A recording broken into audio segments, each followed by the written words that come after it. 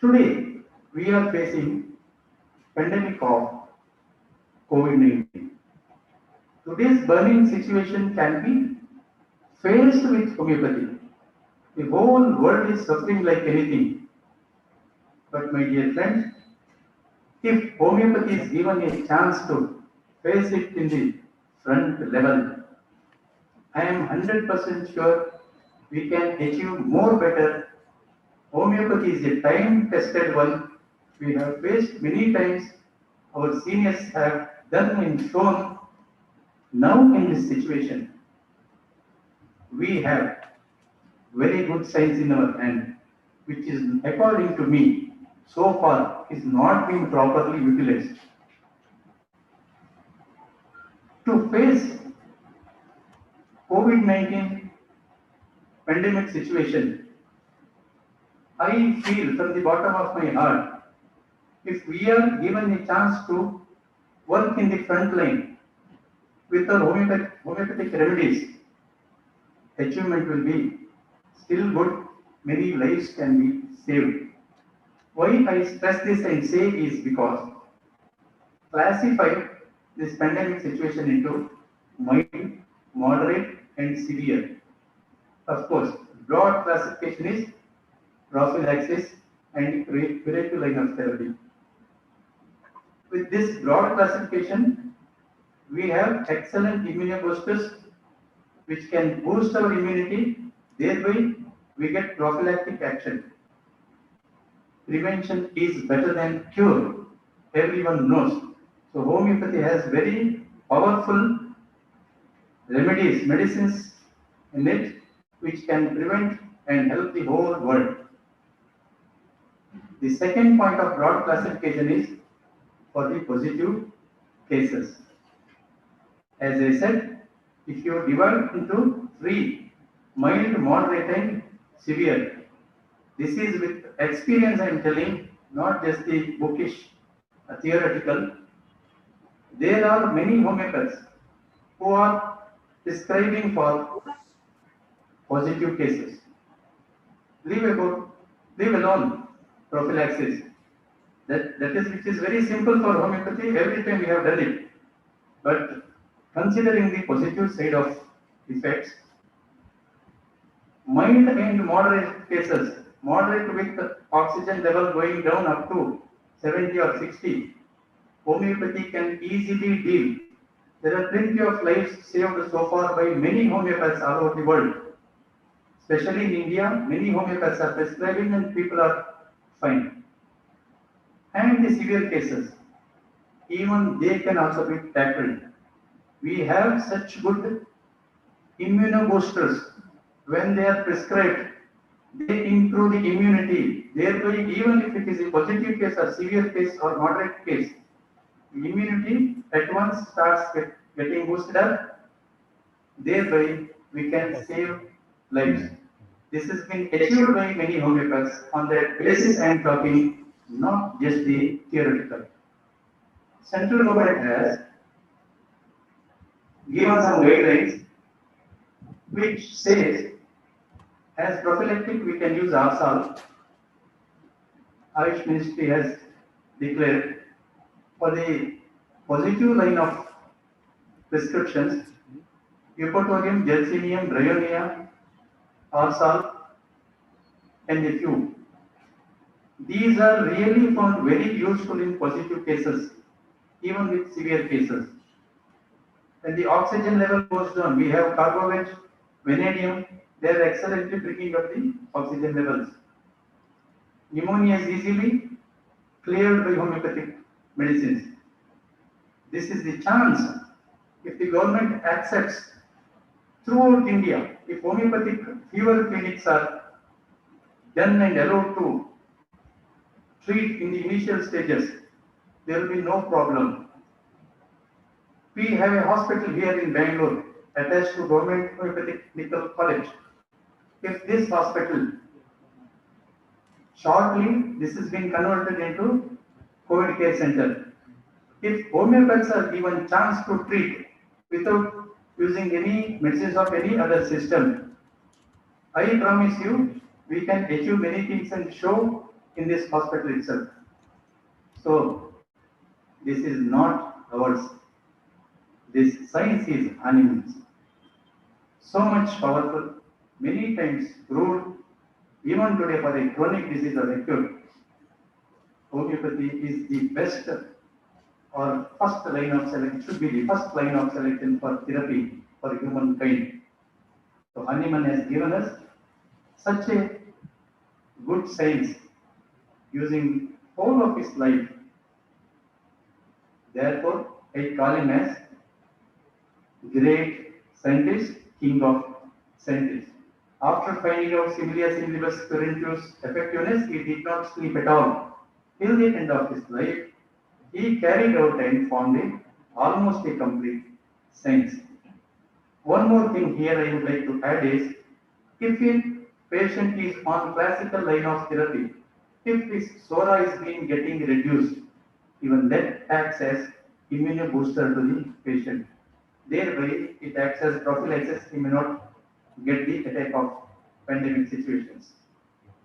So, with from the bottom of my heart, with salutations to Hahnemann, I would like to request the government to give a chance for all the homeopaths to. Recently, Supreme Court has declared that homeopaths can prescribe for getting attack of COVID situation or COVID positive cases. So this is a good thing for us. We can put our steps forward and serve the humankind. The whole country and the whole world is suffering with this. My wish is that we all should help in this situation and show that homeopathy is working. All the best for all of you by saying these words. Once again, salutations to Hahnemann.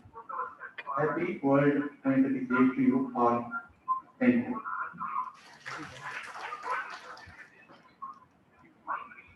Thank you, Dr. Manjunath Kumar sir, Deputy Director of Homeopathy, and your wise words. ಈಗ ನಮ್ಮ ಕಾರ್ಯಕ್ರಮದ ಮುಖ್ಯ ಅತಿಥಿಗಳಾದ doctor Sridhar BS, joint director Ayush ಇಲಾಖೆ, ಇವರು ಆನ್ಲೈನ್ನಲ್ಲಿ ಸಭೆಯನ್ನು ಉದ್ದೇಶಿಸಿ ಹೋಮಿಯೋಪತಿ ಬಗ್ಗೆ ಎರಡು ಮಾತನಾಡಬೇಕಾಗಿ ಕೋರುತ್ತೇವೆ.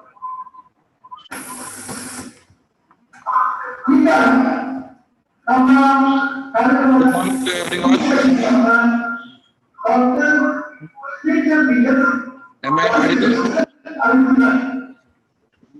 Good morning to everyone. Am I audible? Yes, sir. Yes, sir. Respected Commissioner of Ayush, Sri Ramachandra sir, respected Dr. Manjunath Kumar, Deputy Director Homeopathy, my dear friend Dr. Guru Prasad, Principal, Government Homeopathy Medical College, Bangalore, all the faculty members of the Homeopathy College, and those who are already joined. More than 188 people have joined online for this, for the live seminar on the occasion of 266th birthday of Sir Samuel Hahnemann, which is celebrated as World Homeopathy Day. Actually, 10th April was the World Homeopathy Day. On the occasion of the World Homeopathy Day, the Government Homeopathy Medical College is celebrating it by organizing an international seminar, which is very applaudable and appreciable. We know that the father of homeopathy system of medicine, which is originated from the Germany, Sir Samuel Hahnemann, has brought and given a wonderful system of medicine. Now it is very popular in more than 50 countries around the globe, and it is prevalent also, which is a very cost-effective and very palatable medicines. Then dosage is also very easy, but yet effective medicine available in more than 50 countries around the globe. In our country, it is also one of the popular system of medicine, which needs constant encouragement from the patrons of the system and awareness among the people at large. See, in our country of more than 130 crore people, to reach large number of people, very cost-effective medicine is very much essential. To take the healthcare needs of the people, homeopathy will be a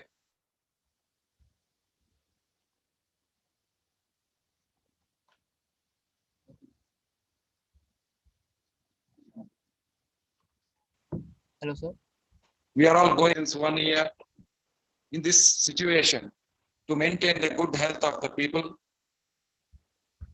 to immune boost every individual.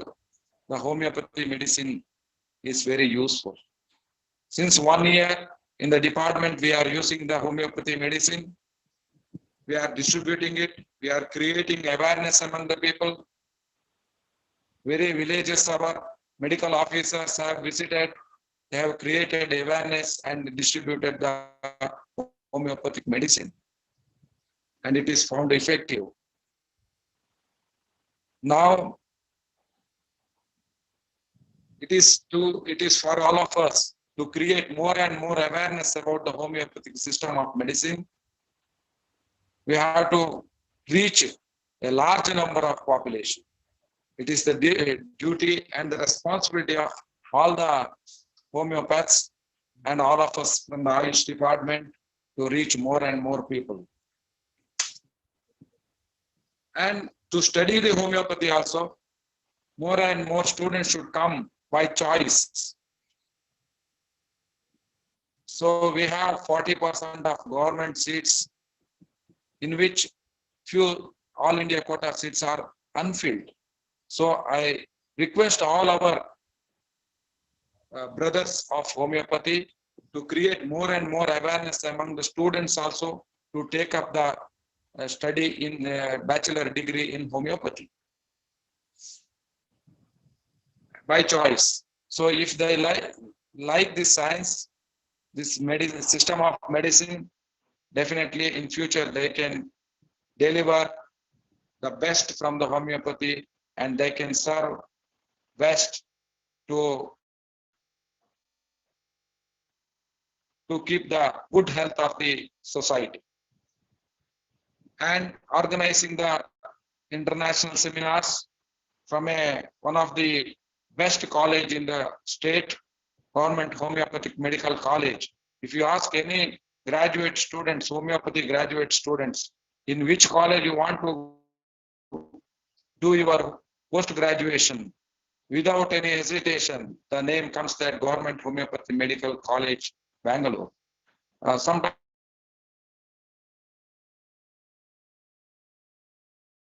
then they're in Government Homeopathy Medical College. Every day OPD is more than 400 patients. Just imagine how many exposure our students will get if they do the studies in Government Homeopathic Medical College, Bangalore. So I appreciate the efforts of the principal and his elite faculty members in getting such a good name to the institution. Keep it up and continue the same.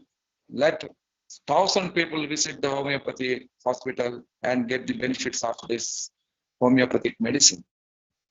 And on the occasion of the 266th birthday of Sir Samuel Hahnemann and World Homeopathy Day, I wish my greetings to all the homeopathy brothers and sisters.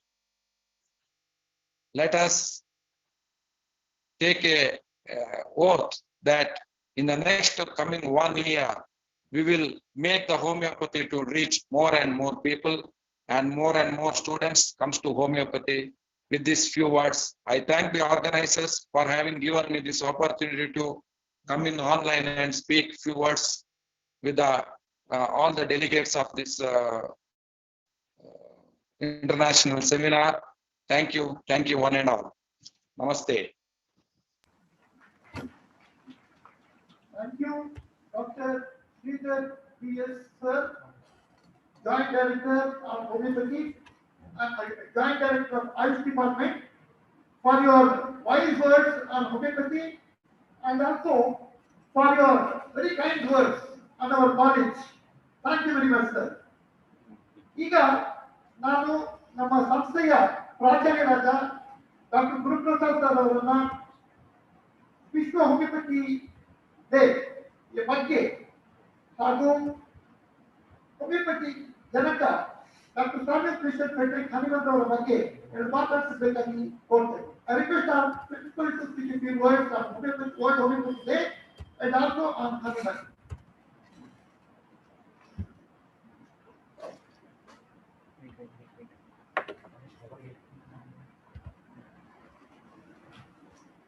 ಎಲ್ಲರಿಗೂ ನಮಸ್ಕಾರ.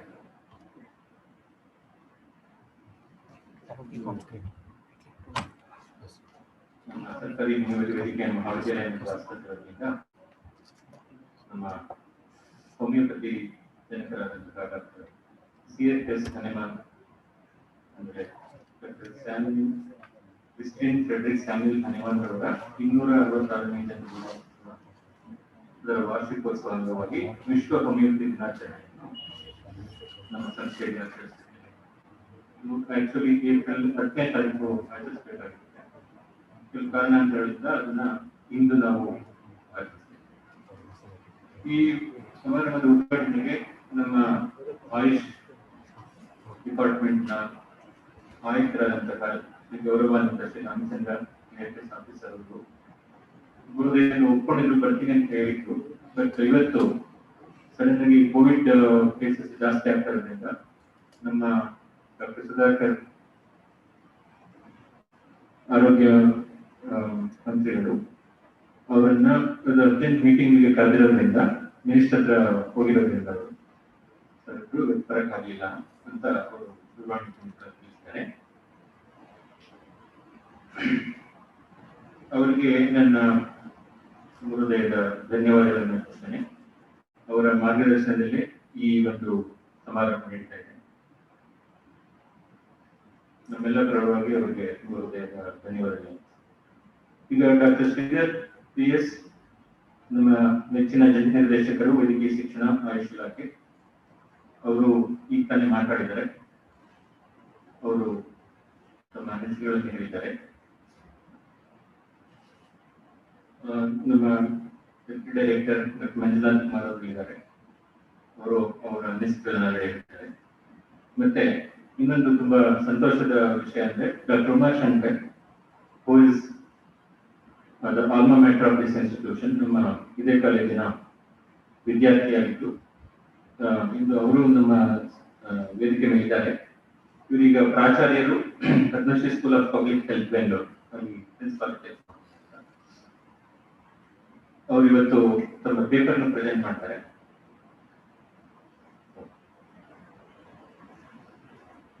ಈ ವಿಷಯದಲ್ಲಿ ಇಂದಿನ ಸಮಾರಂಭದಲ್ಲಿ ಒಂದು webinar ಸಹ ನಾವು ಏರ್ಪಡಿಸಿದ್ದೇವೆ.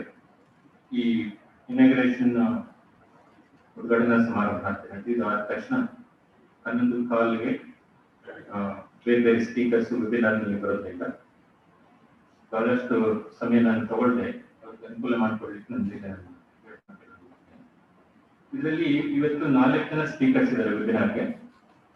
ಅದರಲ್ಲಿ 3 ಜನ ನಮ್ಮ ಮಹಾವಿದ್ಯಾಲಯದ ಆಲ್ಮಾ ಮ್ಯಾಟರ್ಸ್ ಅಂದ್ರೆ ನಮ್ಮ ಅಲುಮ್ನಿ ಆಗಿರ್ತಾರೆ.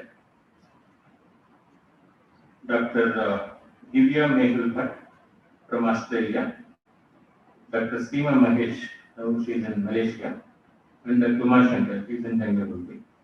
ಇವರು 3 ಜನ ಸ್ಪೀಕರ್ಸ್ ನಮ್ಮ ಕಾಲೇಜಿನ ಹಳೆಯ ವಿದ್ಯಾರ್ಥಿಗಳಾಗಿದ್ದಾರೆ. ಮತ್ತು ಇನ್ನೊಬ್ಬರು ಸ್ಪೀಕರ್ಸ್ ನಾವು ಇನ್ವೈಟ್ ಮಾಡಿದ್ವಿ. Just to wish us, Dr. George Vithoulkas. He is called as Professor George Vithoulkas, a very great living legend of homeopathy. His presence itself is a great blessing for us. So we requested him to come online and then bless us on this occasion. He was so kind enough. He agreed, and also he agreed for to answer some of the questions from the students, so that his duly spends are to the students. So we have collected some questions and already we have sent to him. Maybe the session by around 2 o'clock we will be able to be online, and then he will respond. ಇದು ಆಗಲೇ ಹೇಳಿದಂಗೆ ಇವತ್ತು ಹನುಮಾನ್ ರವರ ನಮ್ಮ ಜನಕ homeopathy ಜನಕರಾದಂಥ doctor Hanuman ರವರ 166ನೇ ಜನ್ಮದಿನಾಚರಣೆಯನ್ನು ಆಚರಿಸ್ತಾ ಇದ್ದೇವೆ. ಇವರು 10th ಏಪ್ರಿಲ್ 1755 ಜರ್ಮನಿ ದೇಶದ ಒಂದು ಸ್ಯಾಕ್ಸೋನಿ ನಿಸೆನ್ ಅನ್ನುವ ನಗರದಲ್ಲಿ ಒಂದು ಪ್ಲೇಸ್ ನಲ್ಲಿ ಜನಿಸ್ತಾರೆ. ಡಾಕ್ಟರ್ ಹನುಮಾನ್ ಲಿಪ್ಸಿಕ್ ಮತ್ತೆ ವಿಯೆನ್ನಾದಲ್ಲಿ ವೈದ್ಯಕೀಯ ಅಧ್ಯಯನ ಮಾಡ್ತಾರೆ. 1779 ಎರ್ಲಾಂಜನ್ ಯೂನಿವರ್ಸಿಟಿಯಿಂದ ಗೋಲ್ಡ್ ಮೆಡಲ್ ಸಮೇತ ಒಂದಿಗೆ MD ಪದವಿಯನ್ನು ಪಡ್ಕೊಳ್ತಾರೆ. ಇವರಿಗೆ ಸುಮಾರು 14 ಭಾಷೆಗಳ ಜ್ಞಾನ ಇದೆ. ಅದು ಓದಲಿಕ್ಕೂ ಬರೀಲಿಕ್ಕೂ, ಅಂದ್ರೆ ತಾವು ಇಮ್ಯಾಜಿನ್ ಮಾಡಬೇಕು ಆತ ಎಷ್ಟು ಇಂಟೆಲಿಜೆಂಟ್ ಇರ್ತಿದ್ರು. ಹಾಗಾಗಿ ಇವರು ಬರೀ ಡಾಕ್ಟರ್ಸ್ ಅಷ್ಟೇ ಅಲ್ಲದೆ ಭಾಷಾ ವಿದ್ವಾಂಸರು ಮತ್ತೆ ಭಾಷೆಯಿಂದ ತರ್ಜಮೆ ಮಾಡುವಂತ ಒಂದು ಸ್ಕಿಲ್ ಸಹ ಬರ್ತದೆ. ಆದ್ರೆ ಇವರು ಕ್ಲಿನಿಕಲ್ ಪ್ರಾಕ್ಟೀಸ್ ಸ್ಟಾರ್ಟ್ ಮಾಡಿದ ನಂತರ ಅಂದಿನ ಕಾಲದ ಔಷಧ ಚಿಕಿತ್ಸೆಯ ಸ್ಥಿತಿಯ ಬಗ್ಗೆ ಅತೃಪ್ತಿ ಹೊಂದಿ, ಯಾಕೆ ಅಂತಂದ್ರೆ ಅದು ರಕ್ತಸ್ರಾವ ಇದ್ದಾಗ ರಕ್ತದ ಶುದ್ಧೀಕರಣ ಮಾಡಬೇಕು ಅನ್ನೋದು, ಅಥವಾ ವಿಷಕಾರಿ ರಾಸಾಯನಿಕ ಪದಾರ್ಥಗಳನ್ನ ಬಳಸಿ ಇನ್ನು ಬೇರೆ ಬೇರೆ ಲೀಚ್ ಅಂತ ಜಿಗಣೆ ಅಂತ ಹೇಳ್ತೀವಿ, ಅದರದ್ದೆಲ್ಲ ಥೆರಪಿಗಳನ್ನು ಕೊಡ್ತಾ ಇದ್ರು. ಹಾಗೆಲ್ಲ ಅದು ತುಂಬಾ ಕಾಂಪ್ಲಿಕೇಶನ್ಸ್ ಮಾಡ್ತಾ ಇರ್ತಕ್ಕಂಥದ್ದು.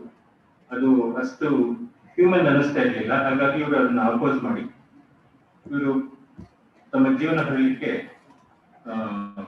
as he knew a lot of languages, he starts translating books from one language to another language.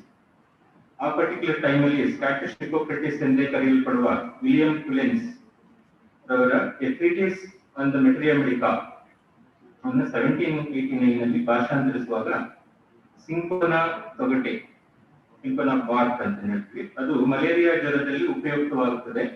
ಅದು ಯಾಕೆ ಅದರಲ್ಲಿ ಉಪಯೋಗ ಆಗ್ತದೆ ಅಂತಂದ್ರೆ ತೊಗಟೆಗಿರುವಂತ ಒಂದು ಟೇಸ್ಟ್, ರುಚಿ ತುಂಬಾ ಒಗರಿರೋದ್ರಿಂದ, ತುಂಬಾನೇ ಒಗರಿರೋದ್ರಿಂದ ಇದು ಉಪಯೋಗ ಆಗುತ್ತೆ ಅಂತ ಬರೆದಿರ್ತಾರೆ. ಇವರಿಗೆ ಇದಕ್ಕಿಂತ ತುಂಬಾ ಒಗರಿರುವಂತ ಪದಾರ್ಥಗಳು ಗೊತ್ತಿತ್ತು. ಹಾಗಾಗಿ ಡಾಕ್ಟರ್ ಹನುಮಾನ್ ಅವರು ಡಾಕ್ಟರ್ ಕುಲೆನ್ ಅವರ ಸ್ಟೇಟ್ಮೆಂಟ್ ನ ಒಪ್ಪೋದಿಲ್ಲ. ಏನ್ ಸಾಧ್ಯ, just because it is more bitter, how can it cure malaria fever ಅಂತ. ಅಟ್ ದ ಸೇಮ್ ಟೈಮ್ ಅಲ್ಲಿ ಇನ್ನೊಂದು ಲೈನ್ ಬರೆದಿರ್ತದೆ, ಒಂದು ವೇಳೆ ಬೈ ಮಿಸ್ಟೇಕ್ ಮಲೇರಿಯಾ ಫೀವರ್ ಇಲ್ಲದೆ ಇರೋರೇನಾದ್ರೂ ಈ ಸಿಂಕೋನಾ ಬಾರ್ಕ್ ತೊಗಟೆಯ ಡಿಕಾಕ್ಷನ್ ನ ಬೈ ಮಿಸ್ಟೇಕ್ ಏನಾದ್ರು ತಗೊಂಡ್ರೆ ಅವ್ರಿಗೆ ಮಲೇರಿಯಾ ಲೈಕ್ ಫೀವರ್ ಬರುತ್ತೆ ಅಂತ ಬರ್ದಿರ್ತಾರೆ. ಸೊ ಇದು ಹೇಗೆ ಸಾಧ್ಯ, ಬೈ ಮಿಸ್ಟೇಕ್ ತಗೊಂಡ್ರೆ ಇದಕ್ಕೆ ಮಲೇರಿಯಾ ತರ ಫೀವರ್ ಬರಬೇಕು ಅನ್ನೋ ಒಂದು ಚಿಂತನೆ ಇವ್ರಿಗೆ ಮೂಡುತ್ತೆ. ಇವರು ಅವರನ್ನ ಸರಸೆಕ್ಟ್ ಆಗಿ ಒಪ್ಪೋದಿಲ್ಲ, ಸಾರ್ಟ್ ಆಫ್ ತಿರಸ್ಕರಿಸಿ ನೋಡೋಣ ಅಂತ ಎಕ್ಸ್ಪೆರಿಮೆಂಟ್ ಮಾಡ್ತಾರೆ.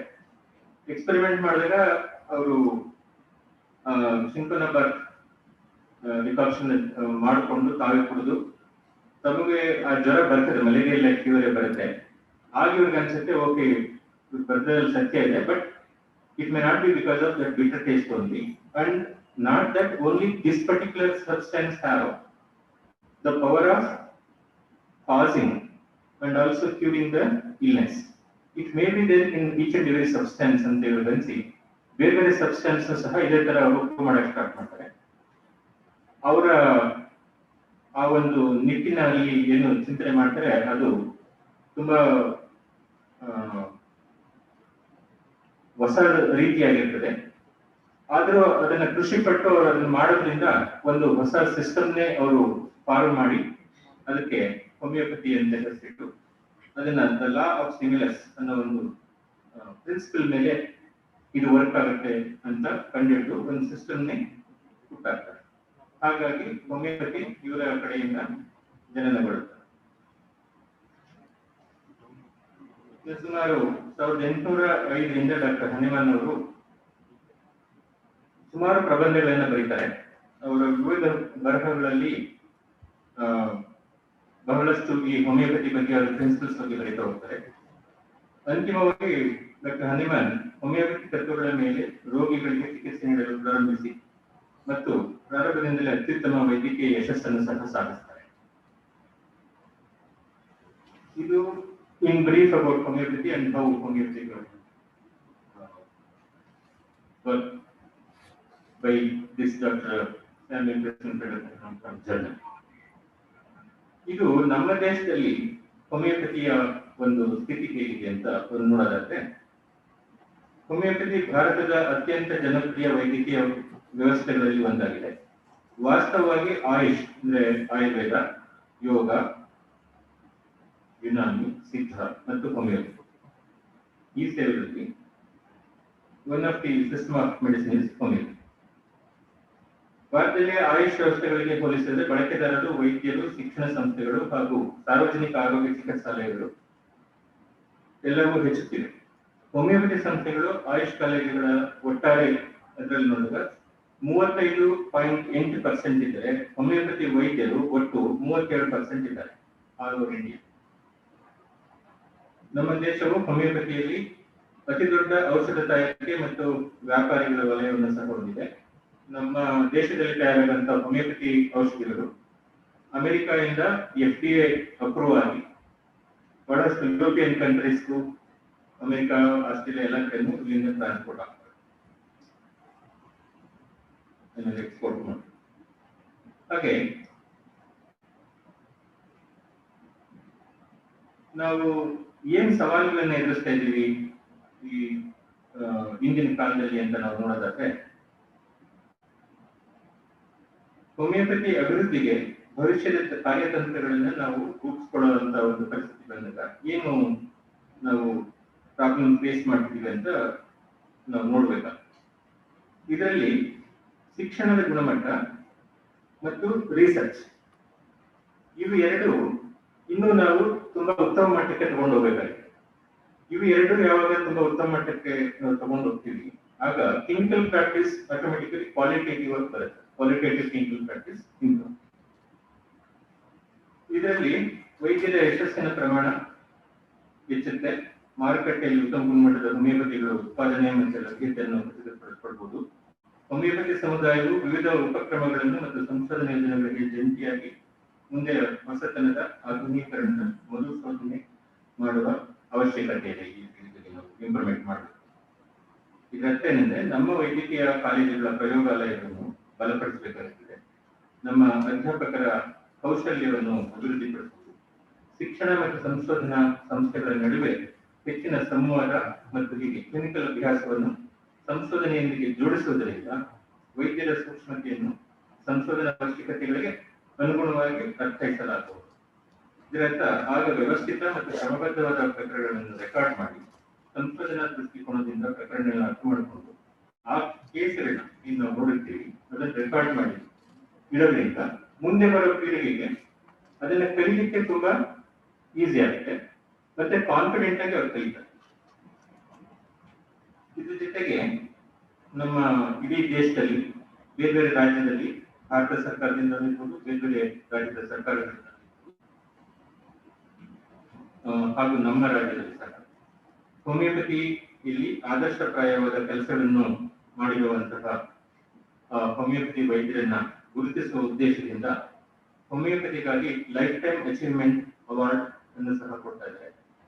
ಅತ್ಯುತ್ತಮ ಶಿಕ್ಷಕ, ಯುವ ವಿಜ್ಞಾನಿ ಮತ್ತು ಅತ್ಯುತ್ತಮ ಸಂಶೋಧನಾ ಪ್ರಬಂಧಕ್ಕೆ ಸಂಬಂಧಿಸಿದ ಆಯುಷ್ ಪ್ರಶಸ್ತಿಗಳನ್ನು ನಮ್ಮ ದೇಶದ ವಿವಿಧ ಭಾಗಗಳಲ್ಲಿ ಮತ್ತು ಅಂತಾರಾಷ್ಟ್ರೀಯ ಮಟ್ಟದಲ್ಲಿ ಸಹ ನೀಡಲಾಗಿದೆ.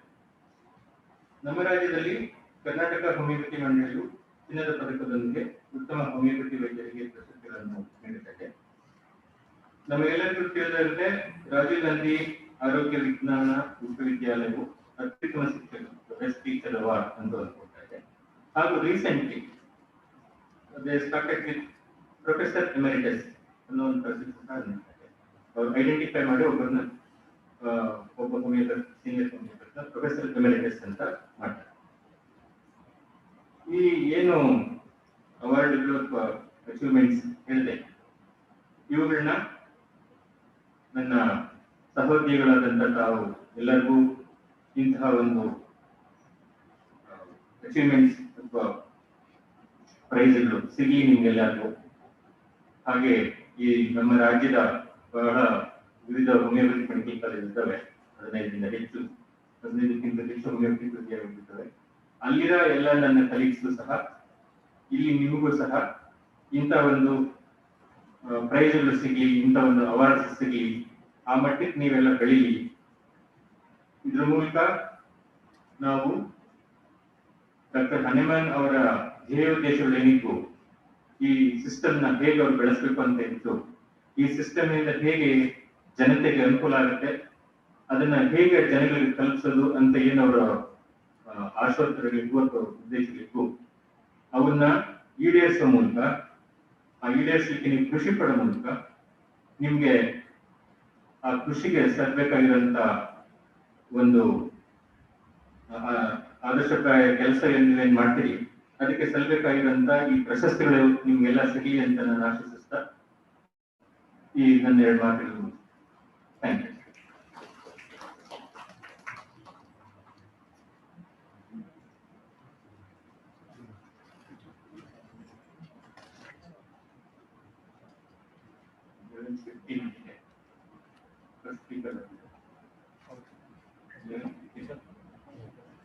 ಆನ್ಲೈನ್ ಇದೆ ಸರ್.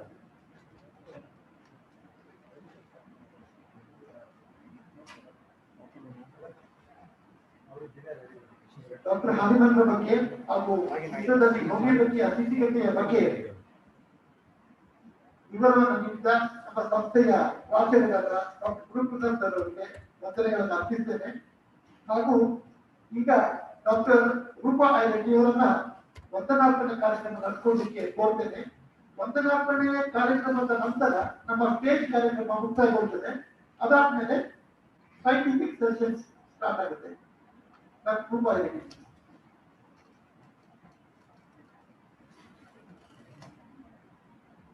ಎಲ್ಲರಿಗೂ ಶುಭ ಮುಂಜಾನೆ. ಡಾಕ್ಟರ್ ಸ್ಯಾಮ್ಯುಯಲ್ ಹನಿಮನ್ ರವರ 266ನೇ ಜನ್ಮದಿನದ ದಿನಾಚರಣೆಯ ಹಾರ್ದಿಕ ಶುಭಾಶಯಗಳು. ಪ್ರಥಮವಾಗಿ ಡಾಕ್ಟರ್ ಸ್ಯಾಮ್ಯುಯಲ್ ಹನಿಮನ್ ಅವರನ್ನು ಸ್ಮರಿಸುತ್ತಾ, ಹೋಮಿಯೋಪತಿಗಾಗಿ ತಮ್ಮ ಇಡೀ ಜೀವನವನ್ನು ಮುಡಿಪಾಗಿಟ್ಟು ಮಹನೀಯರನ್ನು ಗೌರವದಿಂದ ನೆನೆಯುತ್ತಾರೆ. ಇಂದಿನ ಕಾರ್ಯಕ್ರಮದ ಉದ್ಘಾಟಕರಾಗಿ ಬರಬೇಕಾಗಿದ್ದಂತಹ ಗೌರವಾನ್ವಿತ ಶ್ರೀ ರಾಮಚಂದ್ರ ಸರ್, ಆಯುಕ್ತರು, ಆಯುಷ್ ಇಲಾಖೆ ಅವರಿಗೆ ನಮ್ಮ ಸರ್ಕಾರಿ ಹೋಮಿಯೋಪತಿ ವೈದ್ಯಕೀಯ ಮಹಾವಿದ್ಯಾಲಯ ಮತ್ತು ಆಸ್ಪತ್ರೆಯ ವತಿಯಿಂದ ತುಂಬು ಹೃದಯದ ಹಾರ್ದಿಕ ವಂದನೆಗಳನ್ನು ಸಲ್ಲಿಸುತ್ತೇನೆ. ಹಾಗೂ ಈ ಕಾರ್ಯಕ್ರಮದ ಮುಖ್ಯ ಅತಿಥಿಗಳಾದ ಡಾಕ್ಟರ್ ಶ್ರೀಧರ್, ಜಂಟಿ ನಿರ್ದೇಶಕರು, ಆಯುಷ್ ಇಲಾಖೆ ಇವರಿಗೂ ಸಹ ನಮ್ಮ ಸಂಸ್ಥೆಯ ವತಿಯಿಂದ ತುಂಬು ಹೃದಯದ ವಂದನೆಗಳನ್ನು ಸಲ್ಲಿಸುತ್ತೇನೆ.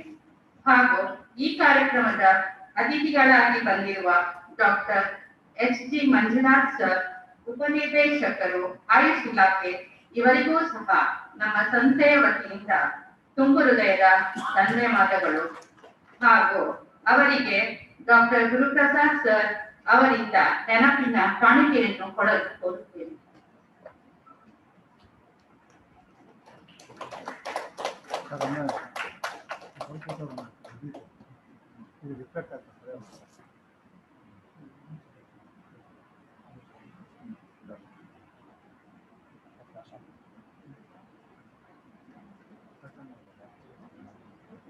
Thank you sir.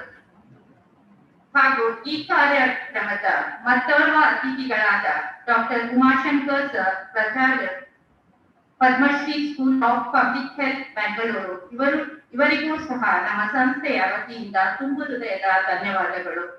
ಇವರಿಗೂ ಸಹ ಪ್ರಾಚಾರ್ಯರಿಂದ ನೆನಪಿನ ಕಾಣಿಕೆ.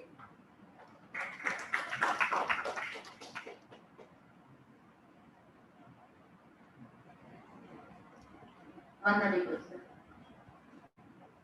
ನಮ್ಮೆಲ್ಲರ ನೆಚ್ಚಿನ ಶಿಸ್ತಿನ ಡಾಕ್ಟರ್ ಗುರುಪ್ರಸಾದ್ ಸರ್, ಪ್ರಾಚಾರ್ಯರು, ಸರ್ಕಾರಿ ಹೋಮಿಯೋಪತಿ ವೈದ್ಯಕೀಯ ಮಹಾವಿದ್ಯಾಲಯ ಮತ್ತು ಆಸ್ಪತ್ರೆ ಬೆಂಗಳೂರು ಇವರಿಗೂ ಸಹ ನಮ್ಮ ಸಂಸ್ಥೆಯ ವತಿಯಿಂದ ತುಂಬು ಹೃದಯದ ವಂದನೆಗಳು ಸರ್.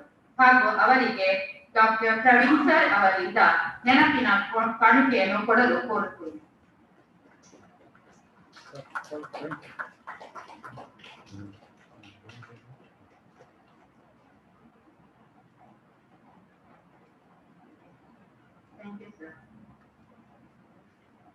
ಹಾಗೂ ಇಂದಿನ ಕಾರ್ಯಕ್ರಮಕ್ಕೆ ಆಗಮಿಸಿರುವ ಸ್ಥಾಯಿ ವೈದ್ಯಾಧಿಕಾರಿಗಳು, ಬೋಧಕ ಸಿಬ್ಬಂದಿ, ಸ್ಥಾಯಿ ವೈದ್ಯಾಧಿಕಾರಿಗಳು, ಬೋಧಕೇತರ ಸಿಬ್ಬಂದಿ, ಸ್ನಾತಕೋತ್ತರ ವಿದ್ಯಾರ್ಥಿಗಳು, ಕಲಿಕಾ ವೈದ್ಯರುಗಳು, ವಿದ್ಯಾರ್ಥಿನಿಯರು, ಹೋಮಿಯೋಪತಿ ವೈದ್ಯಕೀಯ ಮಹಾವಿದ್ಯಾಲಯ ಹಾಗೂ ವೆಬಿನಾರ್ ಮೂಲಕ ಕಾರ್ಯಕ್ರಮವನ್ನು ವೀಕ್ಷಿಸುತ್ತಿರುವ ಎಲ್ಲರಿಗೂ ಸಹ ವಂದನೆಗಳು. ಪ್ರತ್ಯಕ್ಷವಾಗಿ ಪರೋಕ್ಷವಾಗಿ ಈ ಕಾರ್ಯಕ್ರಮದಲ್ಲಿ ಭಾಗವಹಿಸಿ ವಿಜೃಂಭಣೆಯ ಆಚರಣೆಗೆ ಕಾರಣೀಭೂತರಾದ ಎಲ್ಲರಿಗೂ ಸಂಸ್ಥೆಯ ಪರವಾಗಿ ಮತ್ತೊಮ್ಮೆ ಮಗದೊಮ್ಮೆ ವಂದನೆಗಳನ್ನು ಅರ್ಪಿಸುತ್ತೇನೆ. ಧನ್ಯವಾದಗಳು.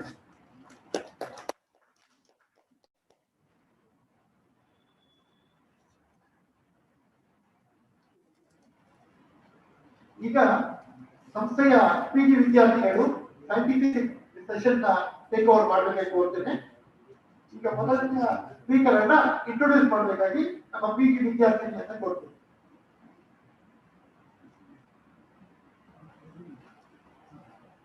Good morning, everyone.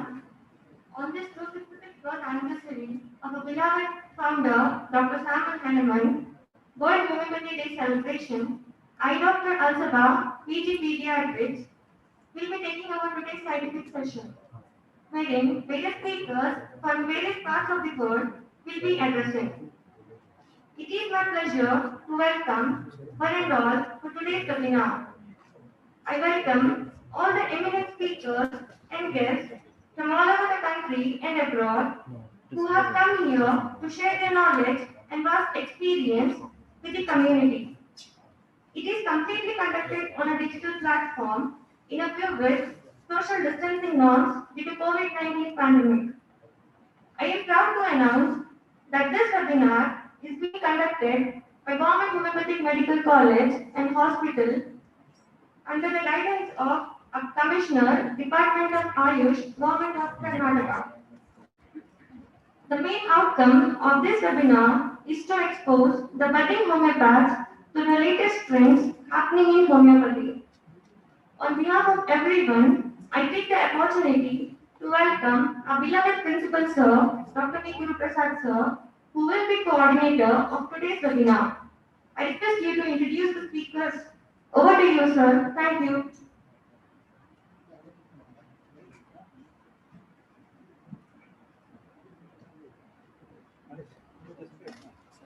Good morning to all of you. I welcome all of you to link themselves in the online to this webinar. Welcome guest speakers also to this particular webinar. And I'm really very proud to announce that our own government medical college and hospital alma mater, majority of today's speakers are their alma mater of college. In that, the first speaker, Dr. Divya Mehul Bhatt. She did her GHMS from our own college. She got a government medical college. And then she did her MD in the subject Organ of Medicine and Philosophy from GD Cole Foundation's OMT Homeopathic Medical College and Hospital, PG Institute, Harvard, Navi Mumbai. Then she also did a postgraduate diploma in homeopathy from the National Academy of Homeopathy, Nagpur, India, which is run by Dr. Kasim Sundar, which is residential. Then she is also a certified homeopath. She is certified up to 4th level in training and assessment from Canberra Institute of Technology, Canberra, Australian Capital Territory, Australia. At present, we have a lot of 4 pages for a few minutes, but as time doesn't permit so much, we'll cut short And then at present, current role that she is carrying on is, she is assessor and clinical supervisor for Australian Register of Homeopaths since May 2019. She is also a research coordinator, Australian Homeopathic Association since February 2016. She is member of the Research Priorities Working Group for Aurum project since May 2018. She is also webinar coordinator, Australian Homeopathic Association since May 9, 2016. She is director and consultant homeopath, Salubrious Natural Therapies in Canada, Australia since April 2018. She had also worked as different posts in the Australian Register of Homeopathy. She was the treasurer since 2018 in the AROH, that is Australian Register of Homeopathy. She was liaison officer of the Australian Register of Homeopathy from July 2018. And then she was one of the board of directors of Australian Register of Homeopathy from September 2017 till March 2005. And then we also have clinical supervision expertise since May 2019, supervising homeopathy students who undertake clinical training in their roles during client assessment care, practical application of holistic medicine clinical skills such as history taking, education of the client about homeopathic medicine and the general course of treatment, holistic medicine, assessment techniques, then pathology testing and conventional physical examination techniques. Is also as research coordinator, giving a lot of research priorities in the working group, and has presented a lot of papers nationally, internationally, and also not only offline, like a lot of webinars she has conducted, and she is one of the very good writer also. She has published a lot of articles in websites and also in newspapers and professional journals. This is a brief introduction to Dr. Divya Bhatt, today's first speaker. I'll go to the second speaker.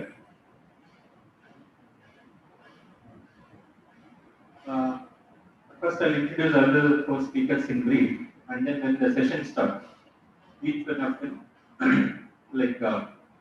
were made session coordinator. Dr. Rajeshwari will be the session coordinator, who is our professor head of department of surgery. She will be the session coordinator of Dr. Divya Bhatt. And Dr. UmaShankar, principal, Padma Shri Group of Institutions, where Padma Shri School of Public Health. He will be one of the speakers today, who is also on screen, alumni of our own institution. This session will be coordinated by Dr. Ashwat Narayan, our senior medical officer in our hospital. Dr. UmaShankar Subramaniam is an academician, entrepreneur, administrator, and mentor. Public health informatics specialist with specialization in global health informatics. He, as I said, graduated from Government Medical College and Hospital, Bangalore, and he did his Masters in Public Health from University of South Florida, Tampa, USA. He has designed and implemented more than 30 public health projects in the field of public health informatics, like HIV or AIDS, tuberculosis, breast and cervical cancer, road traffic accidents, solid waste management, etc. In these fields he has worked. Has also designed healthcare platform for COVID-19 screening app and advised healthcare software. As I said, currently is the principal of Padma Shri School of Public Health.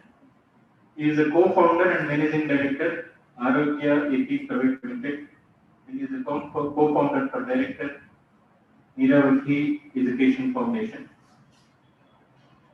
Prior to this, he was Director of International Programs and Public Health at Meenakshi Mission Hospital and Research Center, Madurai, where he started one of the successful telemedicine programs. He is very well known in telemedicine program in our country, not only in our state, even in our country. He did this very successfully, telemedicine programs in India. That was very much appreciated by our beloved ex-president who was present in that particular inauguration, Dr. APJ Abdul Kalam sir, and included in his Cura program. He is also co-founder and director of Life Drink Technologies Limited. He is member of several academic advisory councils and board of studies. He is member of studies for Allied Health Sciences, Dayanand Sagar University. Faculty member Allied Health Sciences, Rajiv University of Health Sciences. Member Board of Studies, Allied Health Sciences, Pravara Institute of Medical Sciences, Dengue University. Member Board of Studies, Allied Health Sciences, KLE University, Belgaum. Member Board of Studies, Agitation University, Karnataka. Then member Academic Advisory Council, Indian Institute of Health and Management and Research, Bangalore. Then is a member for MPH Curriculum Revision Committee, Rajiv University of Health Sciences, Bangalore. He is member for BHMS and also MD Curriculum Revision Committee, Rajiv University of Health Sciences, Bangalore. He is a former member of the Board of Studies, Public Health. He is also member Academic Advisory Board, Medical Education at SOAS. He was former adjunct faculty for Texila American University, Vienna, Southern. Still, it runs into another few pages. I'll cut short the things. And then now, he is Vice President for National Association of Palliative Care and Integrative Medicine, Karnataka chapter. He is the Chairman, Scientific Committee for Homeopathic Medical Association of India, our national Homeopathic.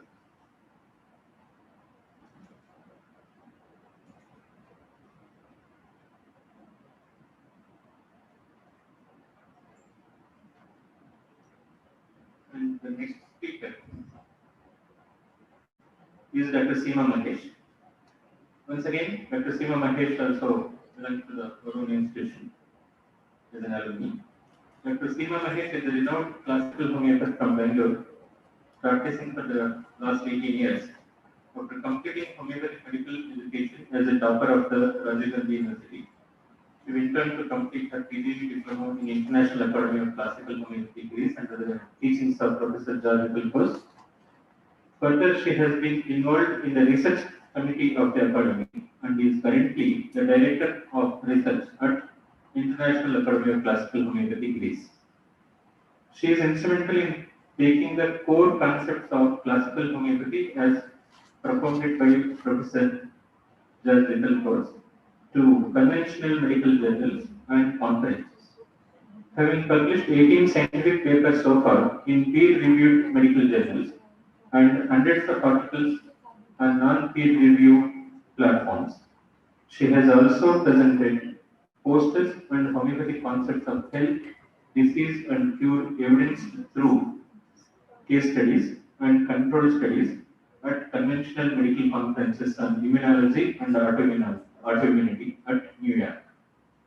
Not only at New York, Fizzy, Dublin, Krakow, Stockholm, and Harvard Medical School, Amsterdam, London, Madrid, Vancouver, and Tel Aviv, Istanbul, and New Delhi. The most proud thing for us, as she is our own alumni, she is the first Indian homeopath, where her presentation at Harvard Medical School won her an award of excellence. Her papers on gangrene and psoriasis have been downloaded an all-time record number of times. She has been invited to teach homeopathy all over the world, including USA, Mexico, Brazil, Israel, Australia, Egypt, Germany, Greece, Turkey, Thailand, Malaysia, etc.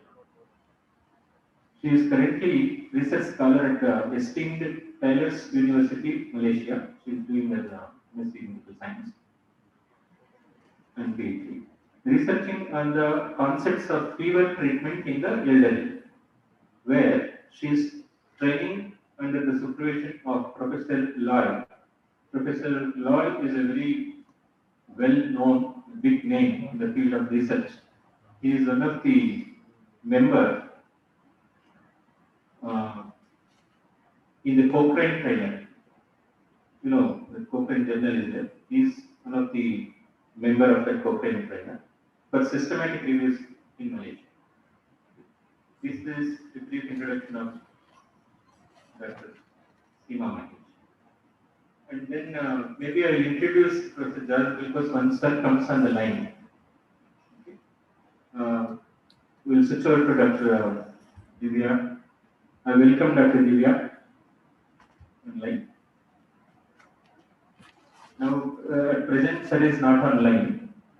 So, maybe once he comes, Sir, can you hear me now?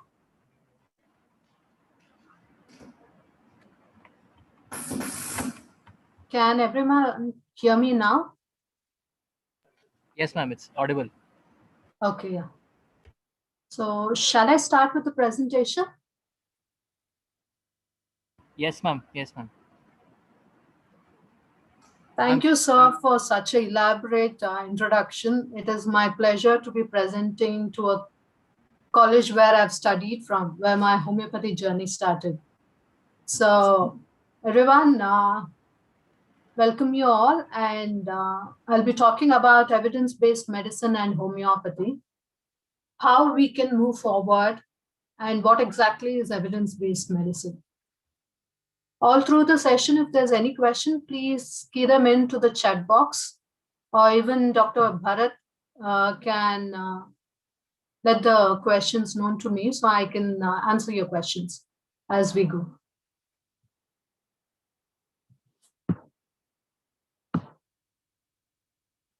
Okay, so one of the most searched term on Google. Can anyone tell me what is the most searched term on Google? It is almost 326 million results on Google. Okay, I'll move forward. So one of the most searched terms on Google is evidence-based.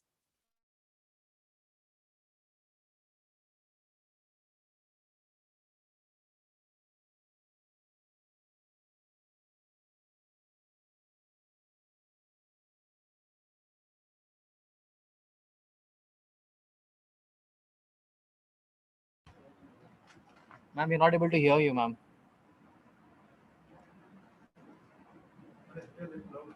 Ma'am, we're not able to hear you.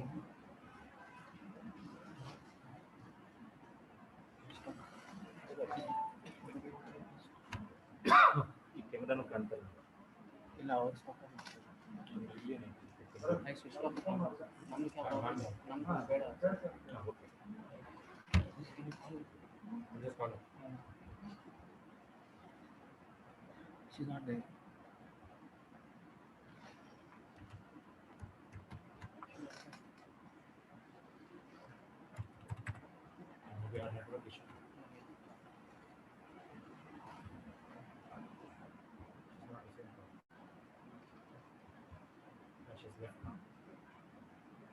She should join again.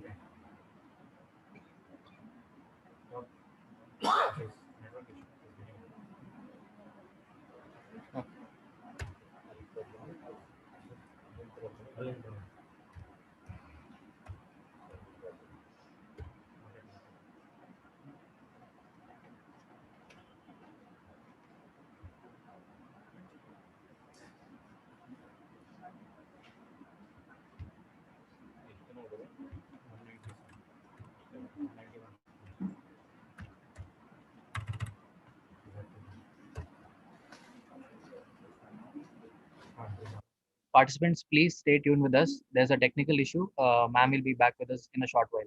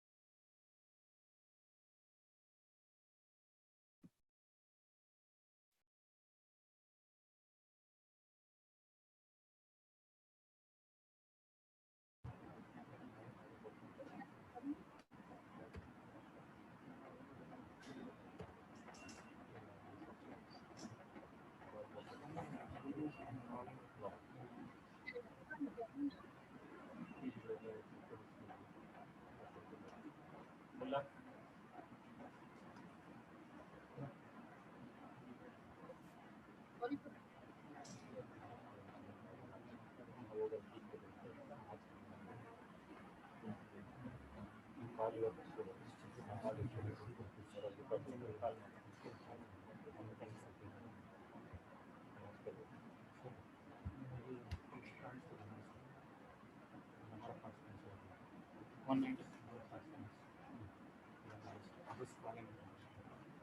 everyone see my screen and comment below from the chat box?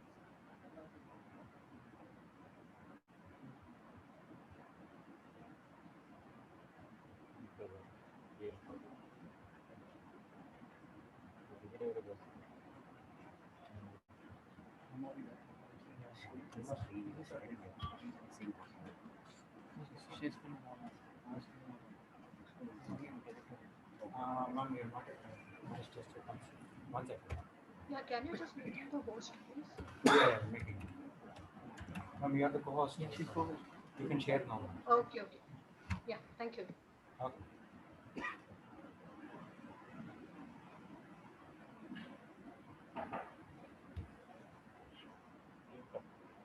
All coordinators. Universe coordinator.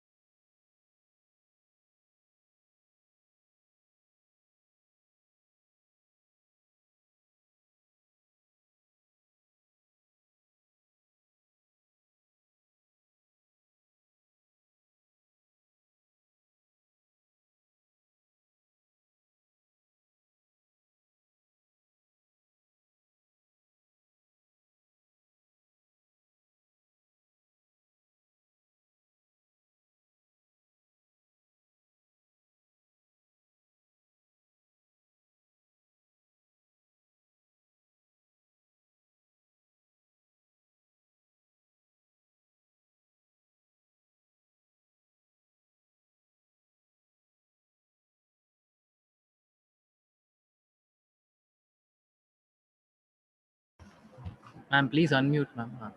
Yeah, yeah.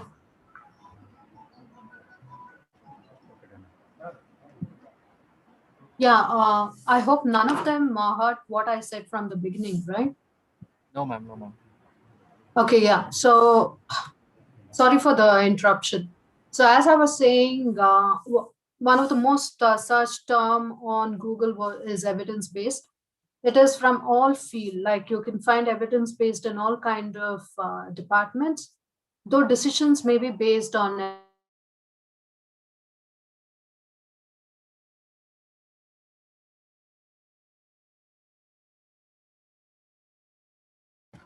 Ma'am, it's not audible again. Ma'am, can you hear me?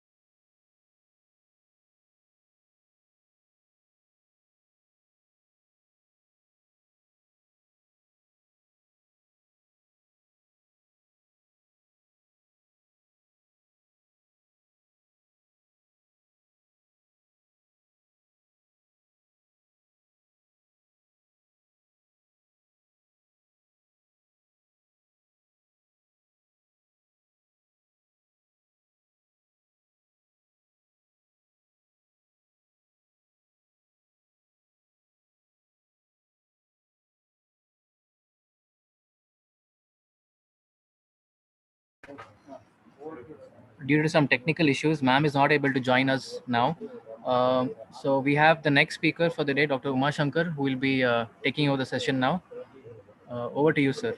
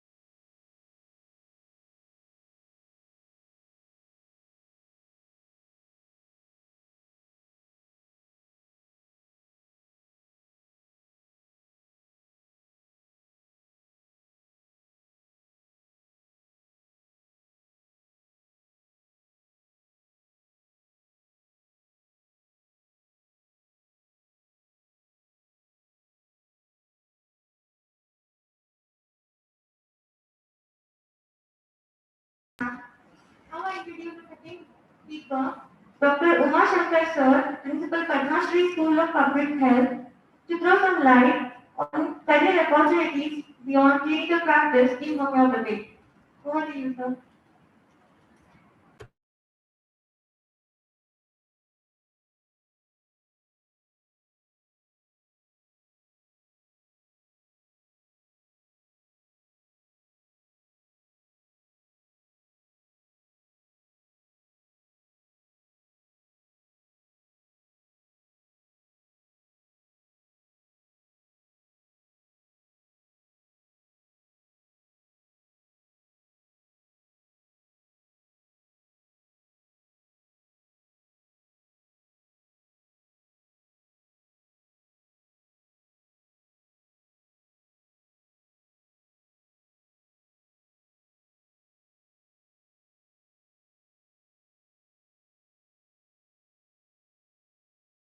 And what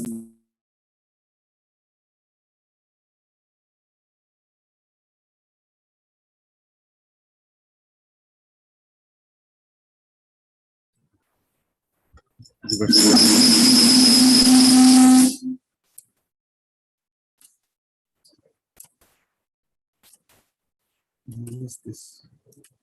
Compound. 1 minute. I'll just stop sharing.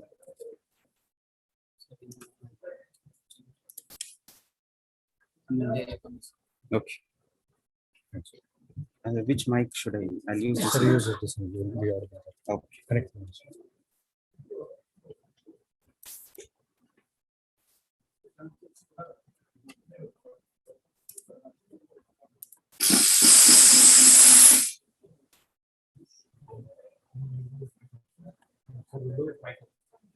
Because we are connected here, if you speak here, we'll get some disturbance. So you can speak in my phone while we are.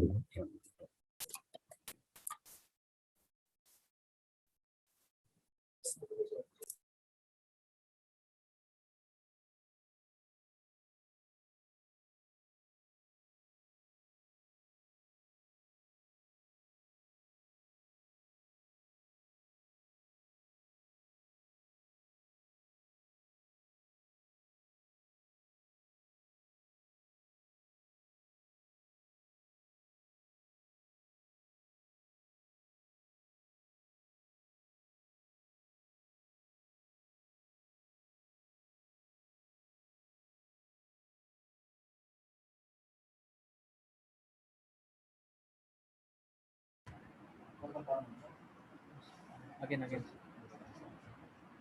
Just want to check, somebody could just give indication that whether it is audible.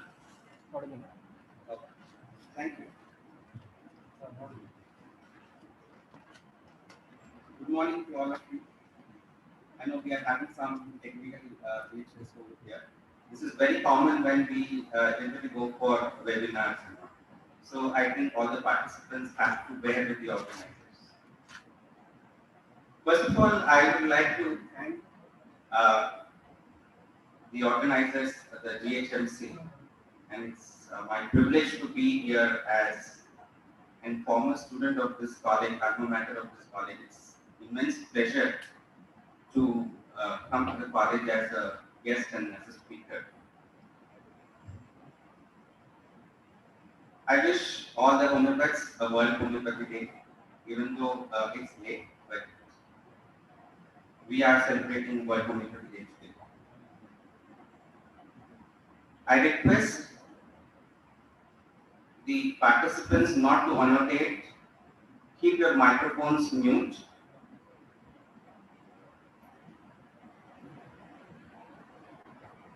Okay. So the topic given to me for today's webinar is career opportunities beyond clinical practice. Is this an important topic? How many of you think that this is important?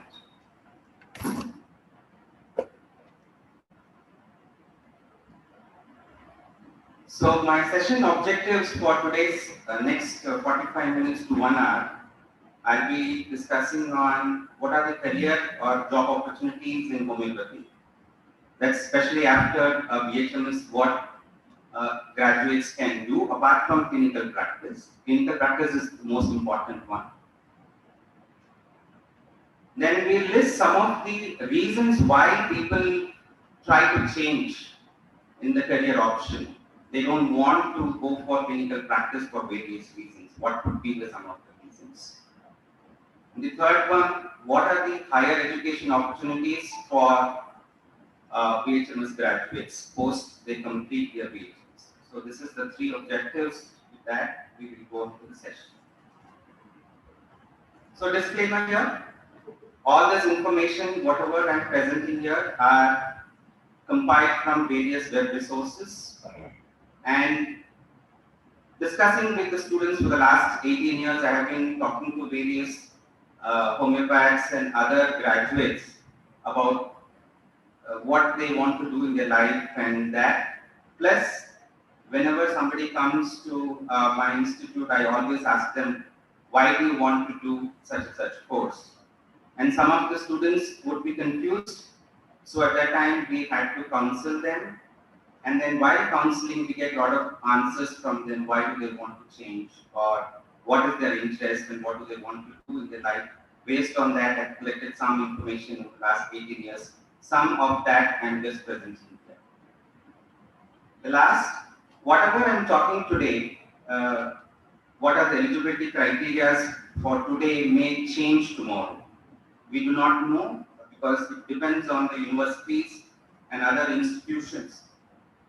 What courses they are offering now with some eligibility, they may change. They may add or delete some of the basic criteria.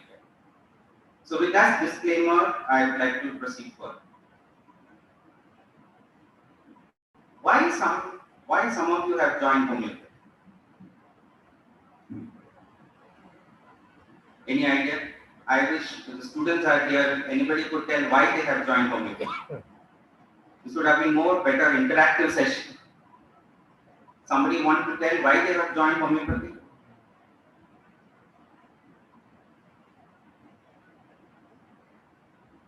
Okay. Some of the reasons what we got was parents forced us to join. I think some of you might be, yes, this is what my parents forced us to join.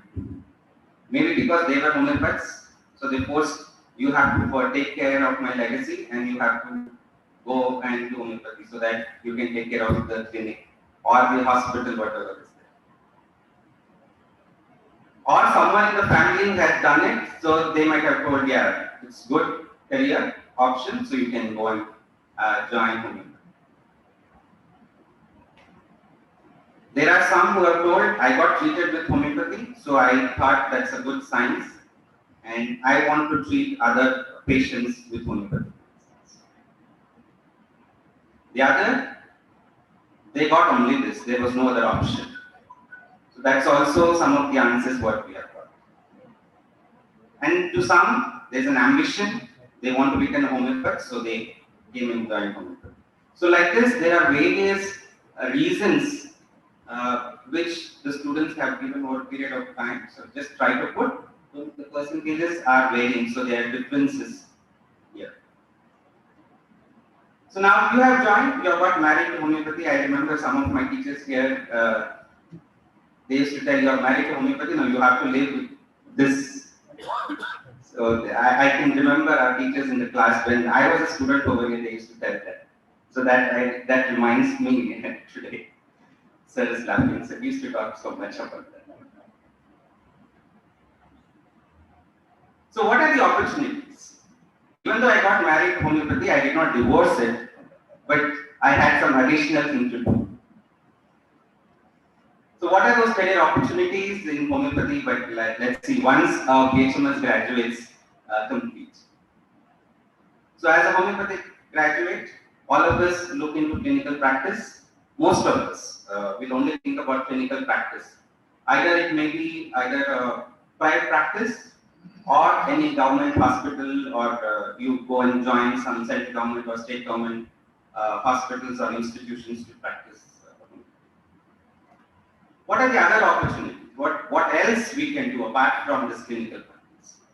I know everybody knows that's what we do, but what else we can do?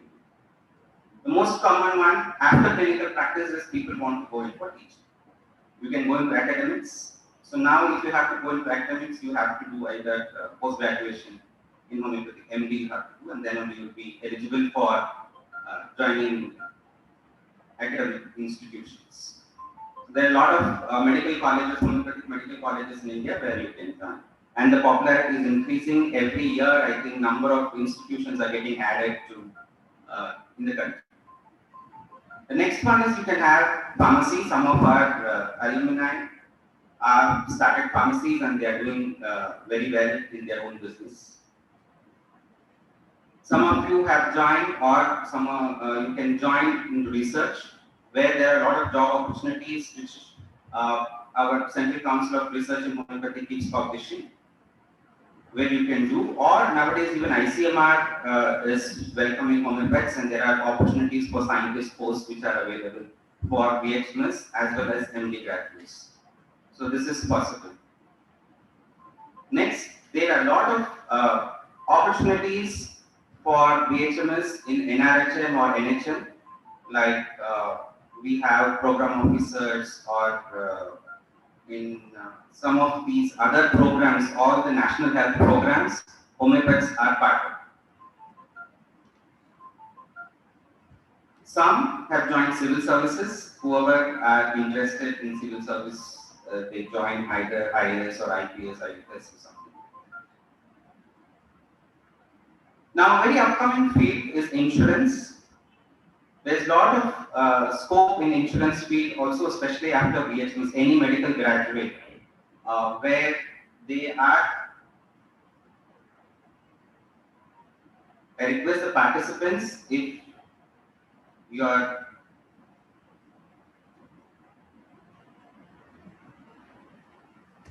please do not annotate. I think some kids have got hold of the laptop, so please take care of it. Organizer, can you stop the annotations? So insurance, I was talking about insurance.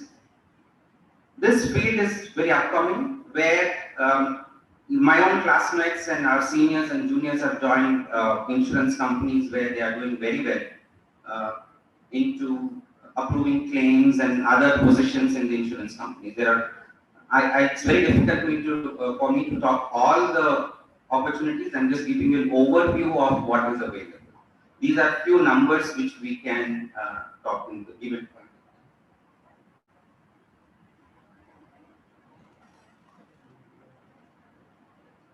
The next one is information technology. We are in an information era.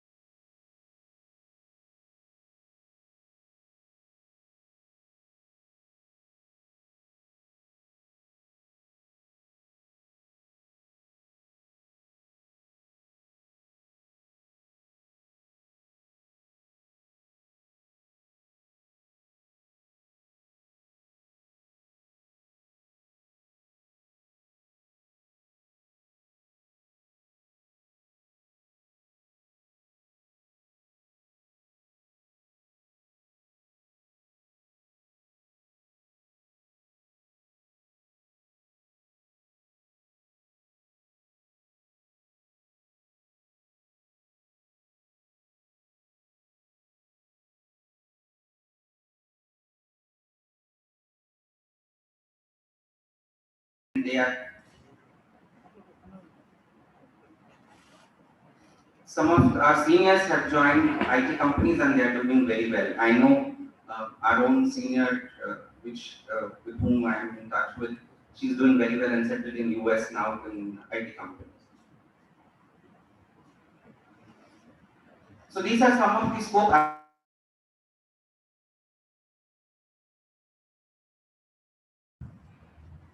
Various organizations.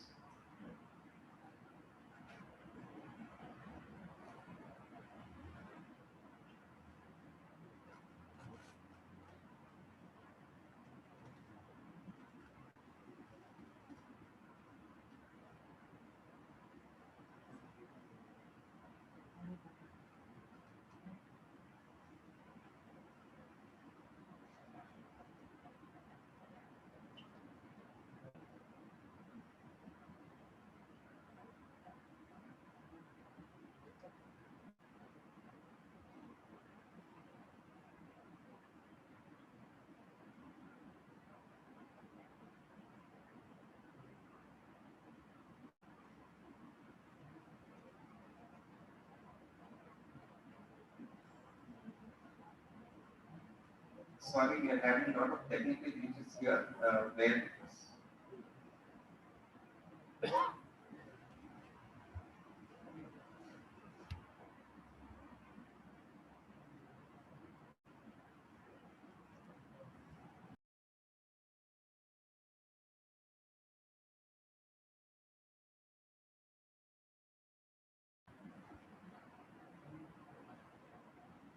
So now, as I told you, what are the reasons for this change? Why do people want to change their occupation, or what are the options? Why the homeopaths have started looking for changing the options? One, they look at what is the time when they look at it. Once, immediately after they graduate, once they complete, they decide, okay, this is not my cup of tea, or I want to do something different, or something like that they think. And there are few who at the mid-career level, they change the career, they want to change from homeopathy to some other system, or they want to enhance beyond what they have been doing, like a clinical practice or something else. So what are the reasons why what the people have told is, I want to try something different. This is, I have achieved what I have achieved, so I want to try something different. There are people who want to do something more than what they are doing. There are people who always like to do multitasking. They don't want to do only one particular work. So they want to do something different. So that's one of the reasons they want to change in clinic.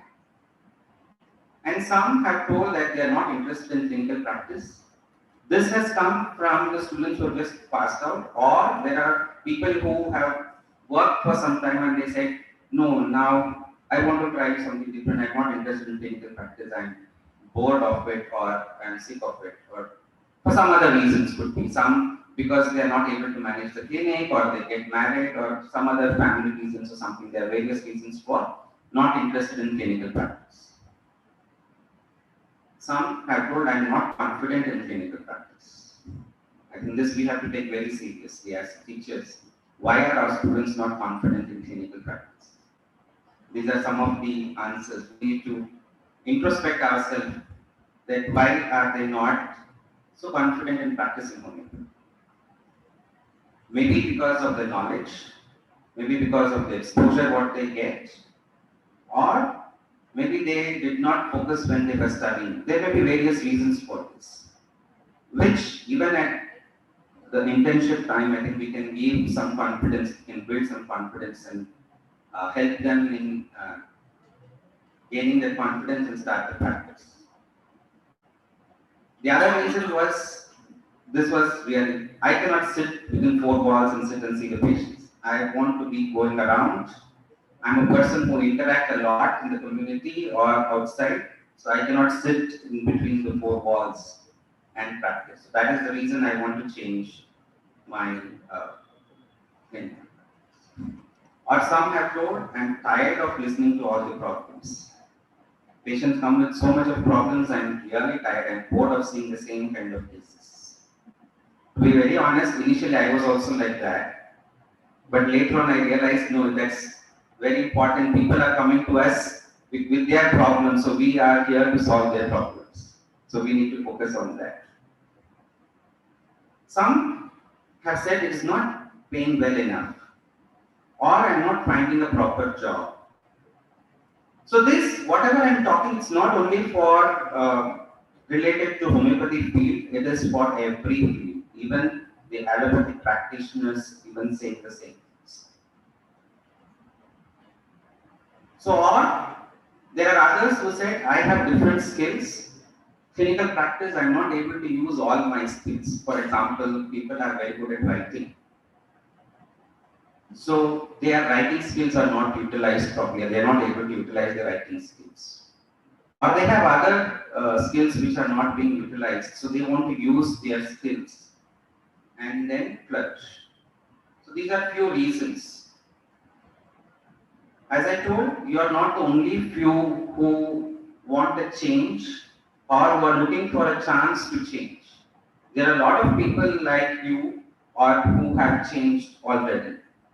I just got one research article which said that around 78% of the physicians want to think that, who said that their profession is not rewarding them anymore, they want to change. This is one of the survey done in the US. And 49% of them even thought that they want to change in the next few years. In several years, they are going to change. So, like this, there are others also. Another survey, the Great American Physician Survey, found that medicine career, that 50% of the doctors were very pessimistic about the future of medicine. They have quoted a lot of reasons for that. Because it's the US, there was litigation, then there were other problems of insurance, and they have not seen much cases, or they're not interested, and some of them said they're not, it's not well-paying job, or it is a thankless job. So like this, people have used these kind of words. And some of you also might have heard about it, or might be feeling the same thing. But don't worry, there are a lot of other opportunities for you if you are into this kind of a situation. So what are the higher studies options? So we saw what a GHMS graduate can do, or what they are doing, and why they want to change in the career, and what are the higher studies options for our GHMS graduates. First, there are many options. And just because paucity of time, I cannot discuss about all the options which are available. The few major ones I'm going to present about. The first one is hospital administration or management.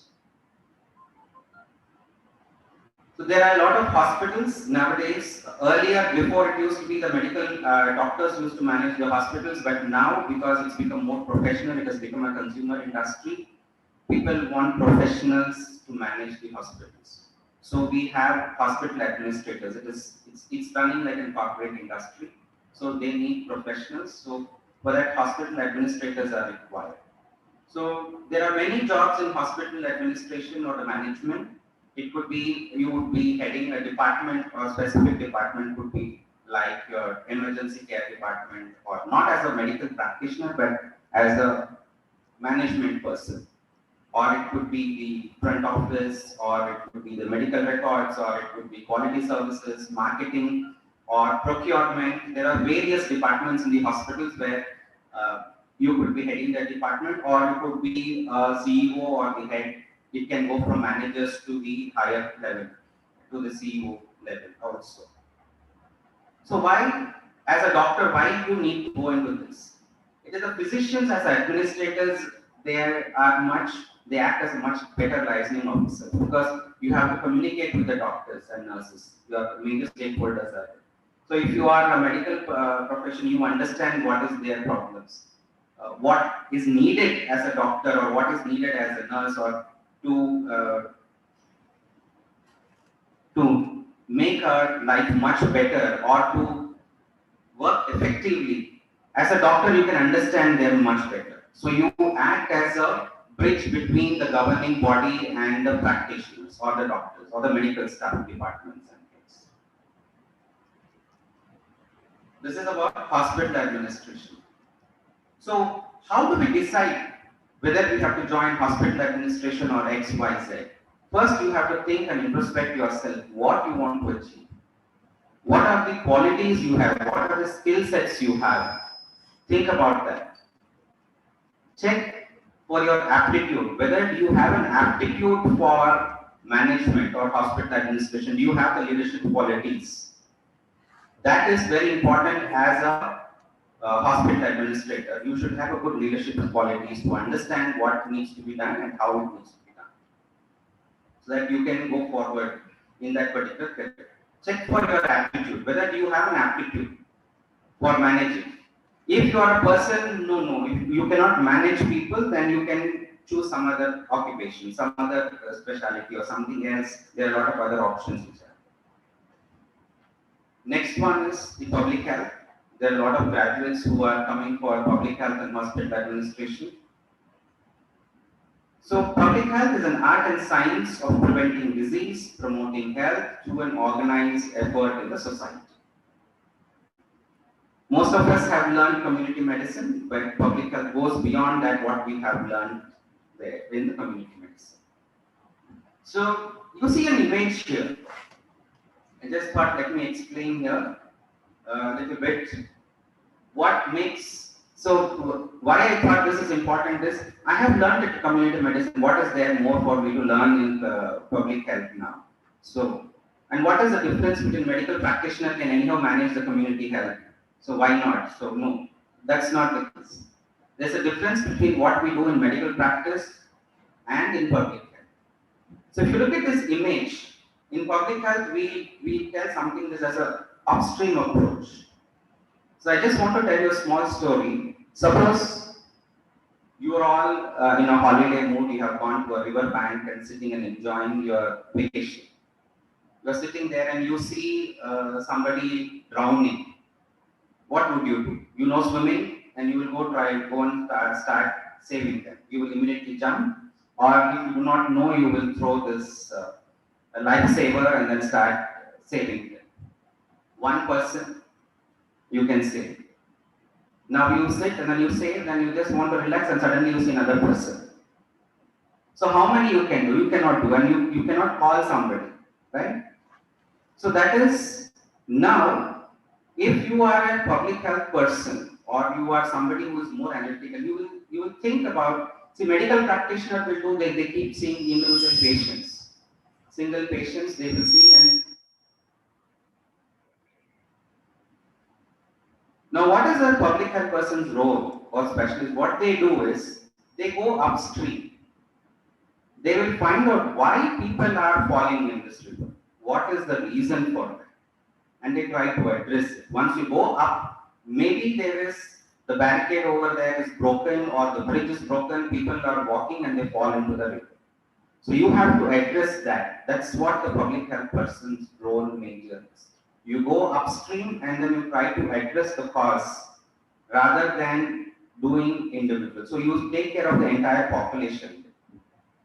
So in public health, there are many specializations. You can opt, it can be epidemiologist, it can be behavioral health, it can be environment and occupational health, health policy, management, global health. Like there are various specializations in this. There are n number of job opportunities which are there both at the government and at the, it can be at the national and international level. International organizations are both bilateral and multilateral organizations. We have our own alumni members who are working in organizations like UNICEF, WHO, and all. Our own alumni from GHMC are working in these organizations. And other international organizations, NGOs, national NGOs, or companies, some of them are working, you can work in the companies once you complete this. Companies, it could be like whether they are working in the policy, they are working in research, or they are working in environment and occupation. No, there are so many companies where you can go and work. Occupational health is one area where it's upcoming field where you can go and work in factories and other places where you take care of the health of the employees over there. Or even in hospitals where they work with the community, you can, the public health. So these are some of the areas about where post BHMS you can do public health and get further. So here itself, there are more specialization, more areas to work in research, in academics, as well as into administration. In every specialization or every opportunity what I'm talking, there are all you can work in every. The other great important area where you can do is international health or global health. So it's again, this is a multidisciplinary and interdisciplinary program where the focus here is more on the health of the population, especially at the resource poor settings. At the developing countries and underdeveloped countries, what health you can improve there, that is what in international or global health generally we discuss. And this takes a lot of people everywhere. So it's a very challenging job and very interesting place where people can work in this international or global health field. The next one is about psychology and applied psychology or psychotherapy. There are various opportunities related to this. So you can go into MSc psychology or MSc applied psychology or masters in psychology. There are various terminologies given in that. So here, what is a psychology? It's a scientific study of mind and behavior according to this is what the American Psychological Association defines as a psychology. So as a homeopath, this helps us a lot. As we say that we give a lot of importance to mental symptoms. So psychology, once you do psychology, it really helps for your clinical practice also. Okay, so psychology is considered as a hub of science. Why it is considered as a hub of science? Because this science is used in every industry and every area. So that is, it's a multifaceted discipline. It includes a lot of subdisciplines like, in human development, sports, health, clinical, social welfare, cognitive process, everything. So psychology or applied psychology you can do, or some of you can join clinical psychology as well. So you can do counseling. Counseling is a very good, now everybody needs counseling with the kind of stress what we all are undergoing. And the people have with lot of stress, especially with COVID now, the psychologists, people are going to psychologists for relieving their stress.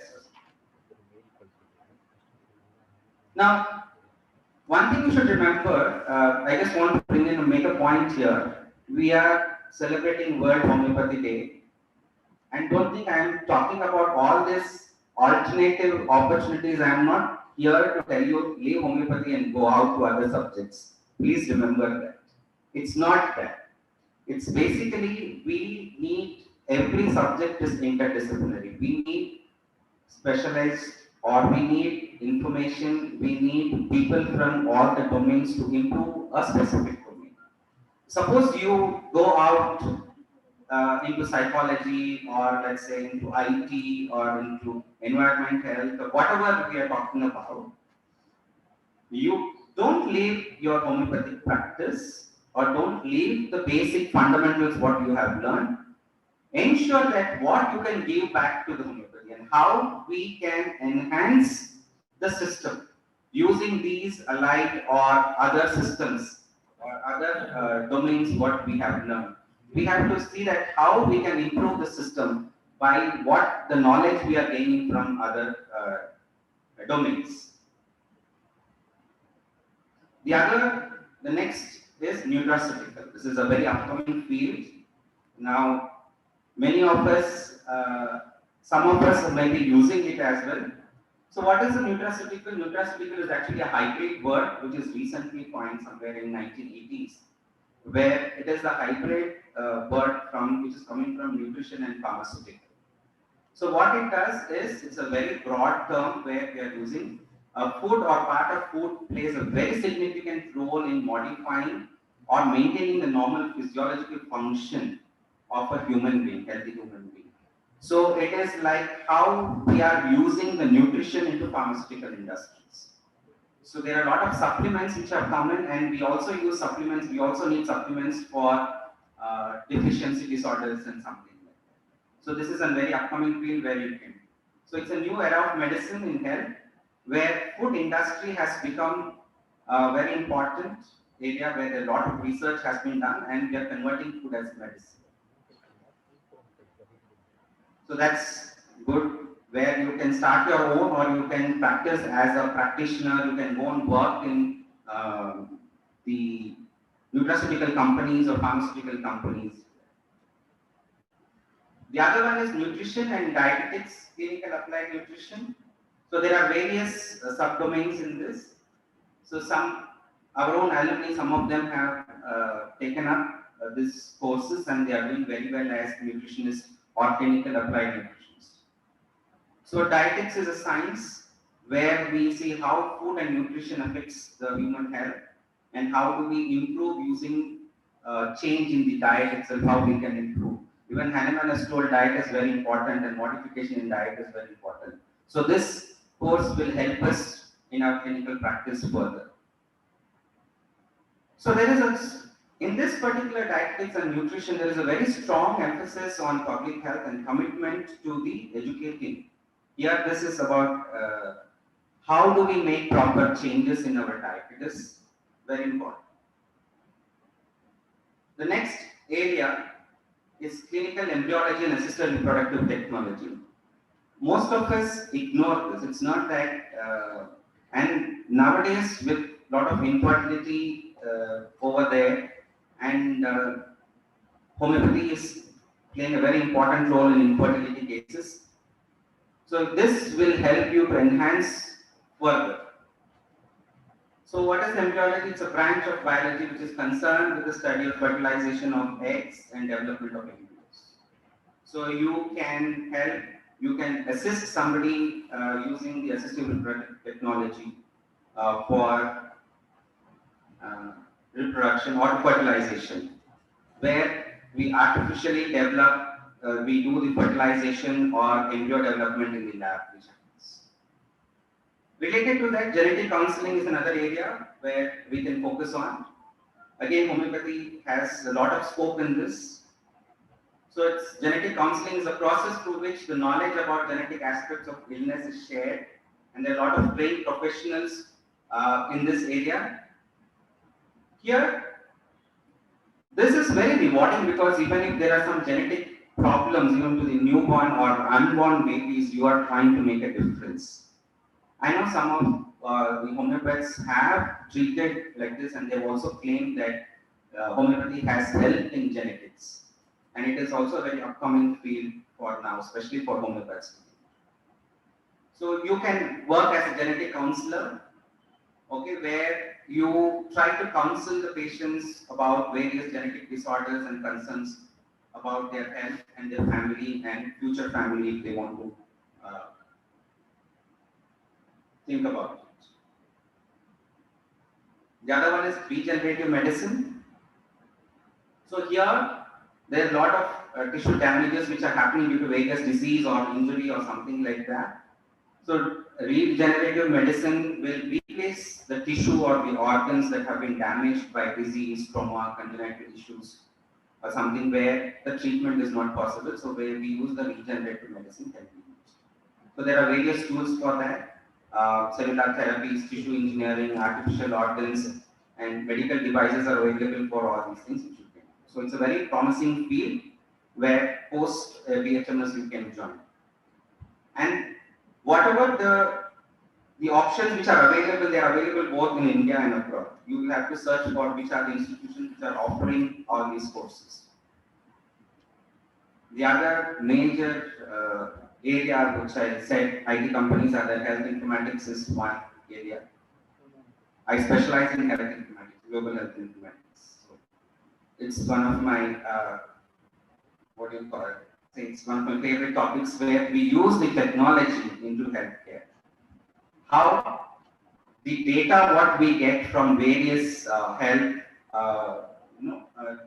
departments or hospitals or wherever, how do we use this data and how do we make sense of this data and how we can help enhance the clinical practice or public health or anything for that matter. So technology is there, we can use that technology and enhance our practice. So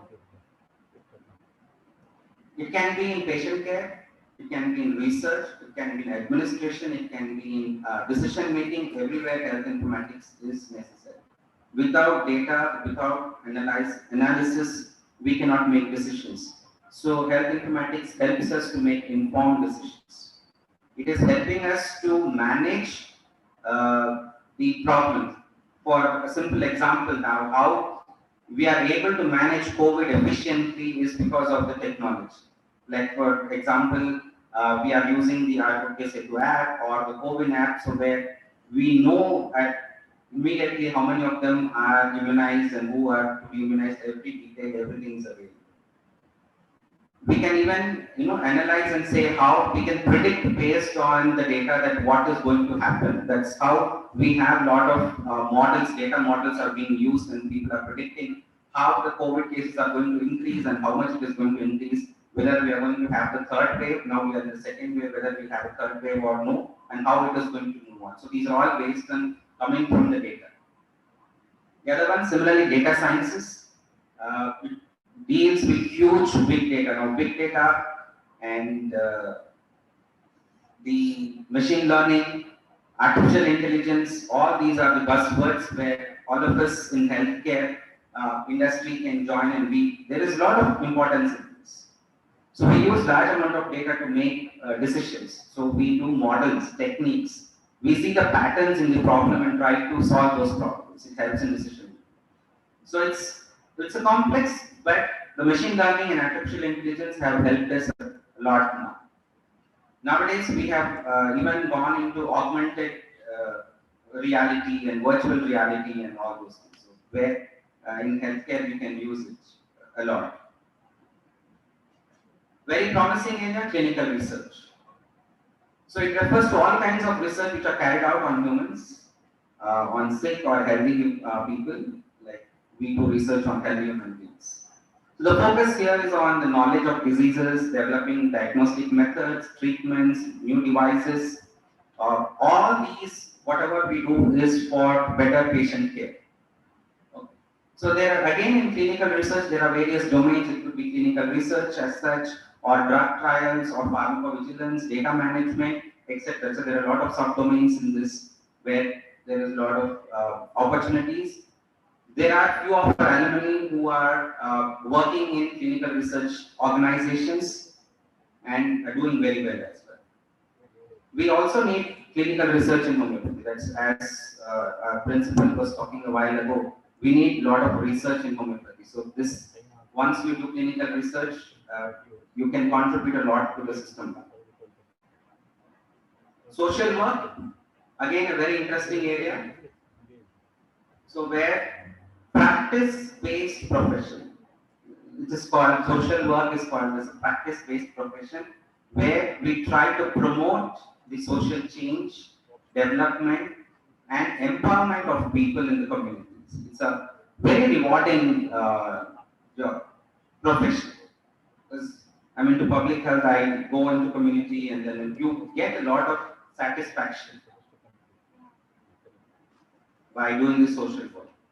So here we try to understand what is the human development, what is the behavior, the socio-economic problem, the cultural problem, what are the cultural issues, and based on all of this, you decide on what can be done and how we can improve the society. It could be individual, families, it could be entire society or something. Next one is business administration or management. Okay.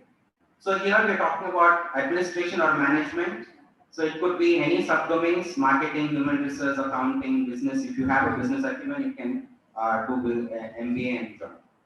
Next, medical law and ethics, where it helps you to maintain, help the people get their rights, their responsibilities. You make the doctor realize what are their responsibilities. You can work in the hospital and look into all the medical legal issues and support the lawyer, the legal team. Okay. So it can be anything. It could be negligence, fertility treatment, confidentiality, refusal of treatment, whatever problem can come, you can manage. Health economics, again, is an applied field where study of which allows you to analyze systematically what is the problem and then try to solve that problem. So by applying the theories, it could be consumer, social, health economic, understand the behavior of the individuals and then plan. That's helps in decision making. Okay. It is used to promote healthy lifestyles in hospitals, in clinics, how we must invest, how much investment has to go on, or what expenditure can be done, everything. The other one is trichology, cosmetology. Some of our seniors and some of the juniors who are there, they are working in this area. Medical communication journalism. This, even as a BHMS graduate, if you are very good in writing, you can go into this. It's again a very rewarding field. You can work in the media, you can work in some organization, you can work in hospitals, and you can write articles, medical education, regulatory bodies, everywhere you can. It's a combination of medicine and science, where we say, medicine is a science and journalism is an art. So it's a unique area where the graduates can work.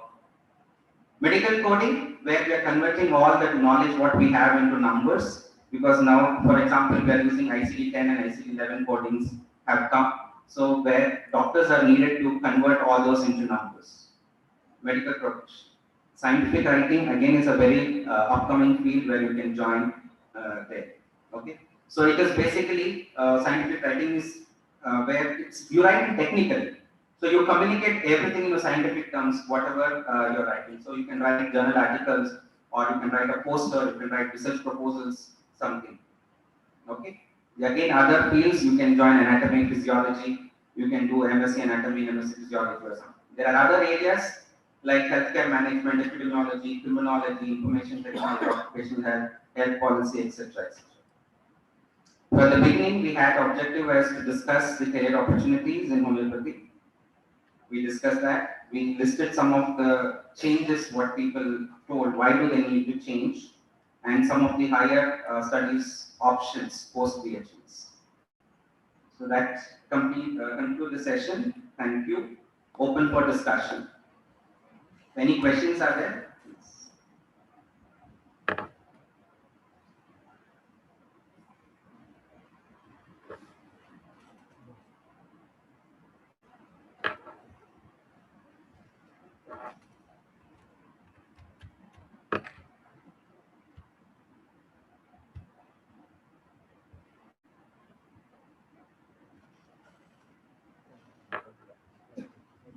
Any questions?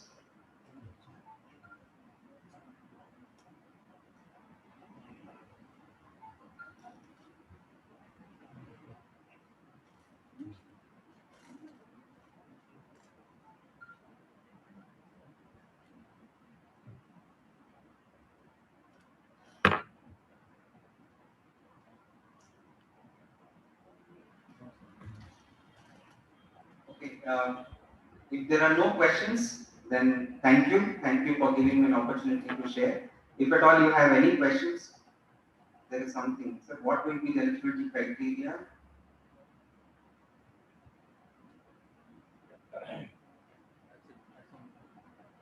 So we'll take questions a little later. I think our next speaker is ready. So thank you.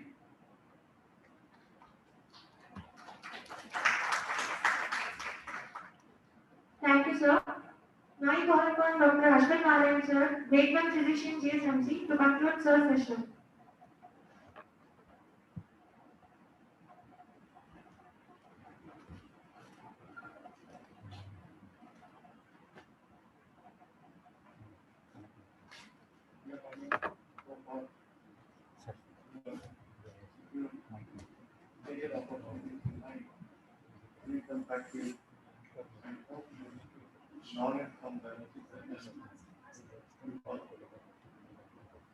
Thank you, Dr. UmaShankar, for giving your valuable information on this day.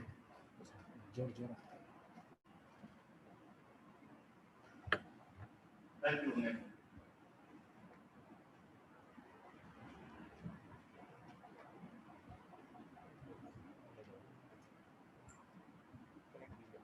Thank you, sir.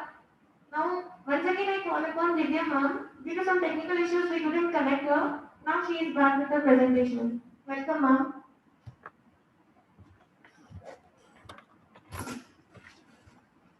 Yes, ma'am. You can start with. Yeah, thank you. Thank you so much. Thank you, Dr. UmaShankar, for filling me in with all the technical difficulties. Yes, can everyone see my screen now? Yes, ma'am. Okay. So did anyone get to hear a bit of my beginning or nothing at all? Bharat? Ma'am, you can start with from first, ma'am. Okay, fine.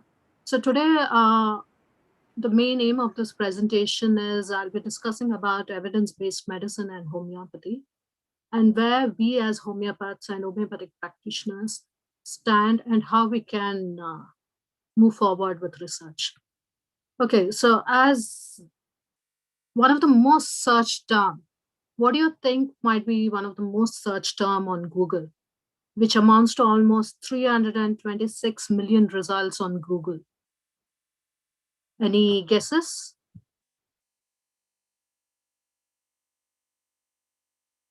So yeah, the most searched term is evidence-based. So what does evidence-based mean? It is quite a wide used term. It is used in all sorts of areas. So though decisions may be based on evidence, it cannot necessarily be evidence-based. Thank you so much. People raised your hand. I'll get back to you, definitely. And so what do I mean by based on evidence and not evidence-based? See, evidence-based is when you have a RCT, you depend on the evidence, like how they call the scientific thing. And the other thing is based on evidence. For example, a parachute reduces the risk of injury after a gravitational challenge, like if you're falling off from a height. The impact is lesser when you use a parachute. But this is not proved by any RCT, but still it is based on evidence, right? Like a visual evidence. Okay. So not everything is evidence-based. I'm re-emphasizing this term. Okay, so what does the World Health Organization have to say about evidence-based medicine? Evidence-based medicine is the conscious, explicit, and judicious use of current best evidence in making decisions about the care of individual patients. The practice of evidence-based medicine stipulates the integration of individual clinical expertise with the best available external clinical evidence from a systematic research. So you get evidence from a systematic research, and then you integrate it, use it in your practice or in a hospital scenario, basically for the care of an individual. That's what evidence-based medicine means. Now the big question, does evidence-based medicine belong to modern medicine? What do you all think? Do you think evidence-based medicine belongs to modern medicine? Or do even we have some chance with it? If you can put it in for the chat box for me. I want it to be an interactive session.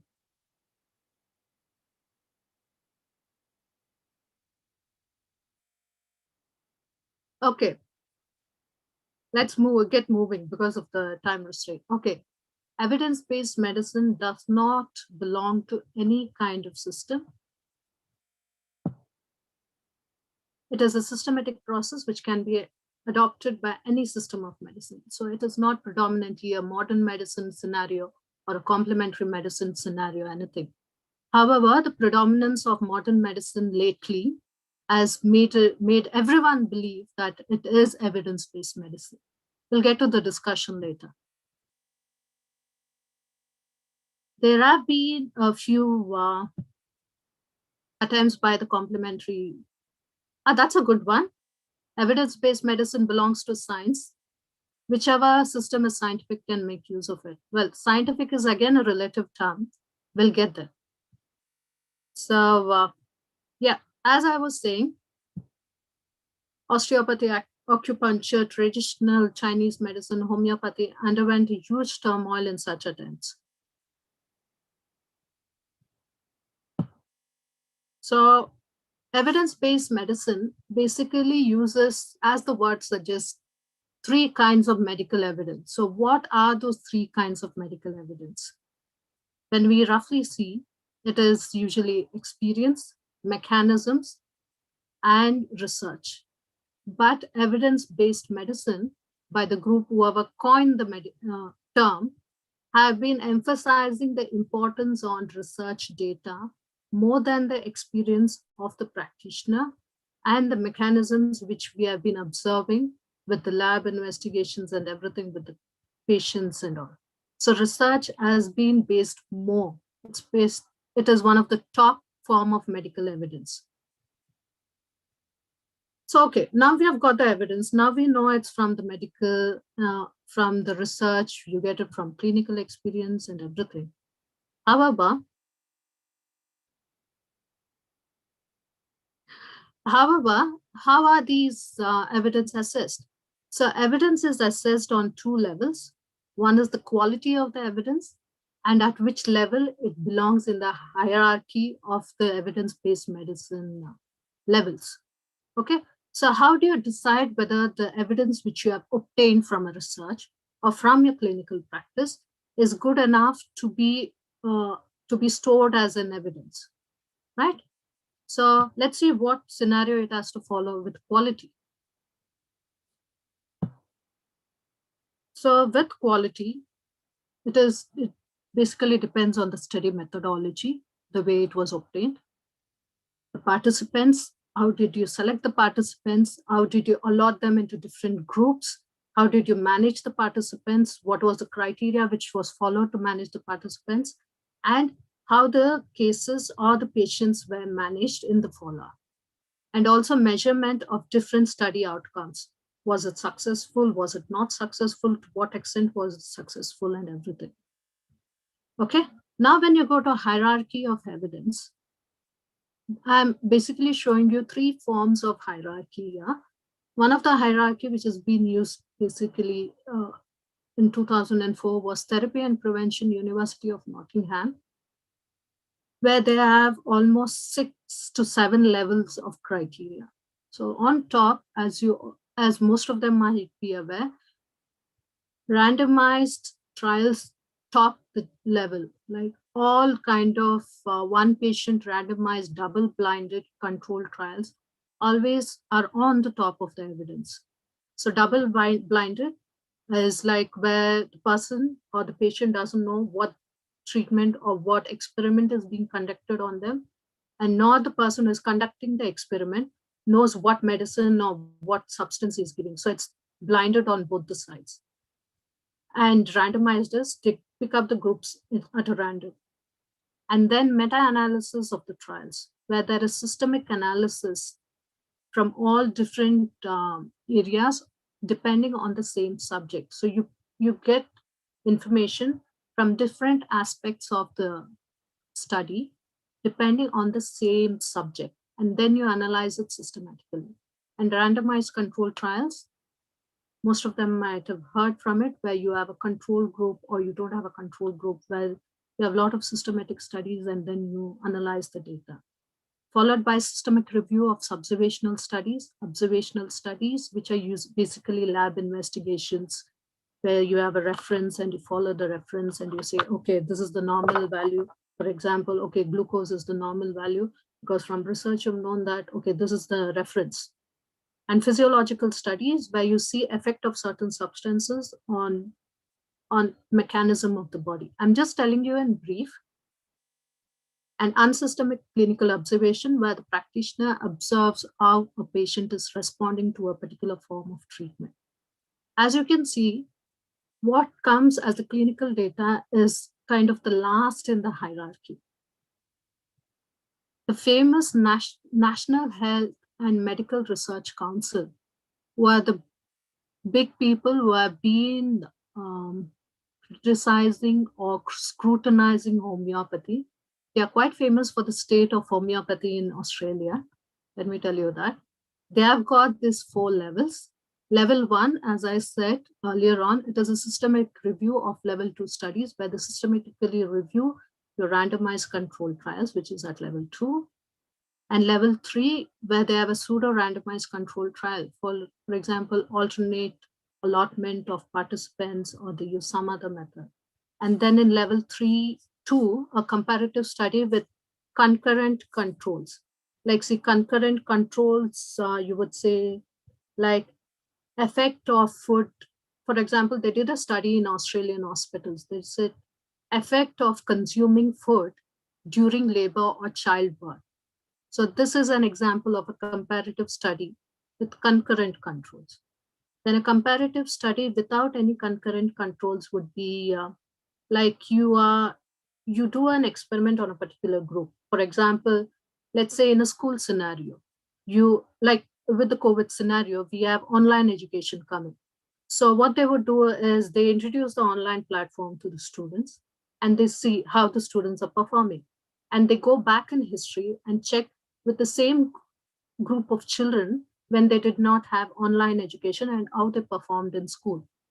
So that is like a comparative study without concurrent control. So it's not happening in the present moment, like an history concurrent controls. And then there is case series with either post-test or pre-test, where most of us homeopaths, we practice in our clinic. Like we have test results before the treatment, post-treatment, and things like that.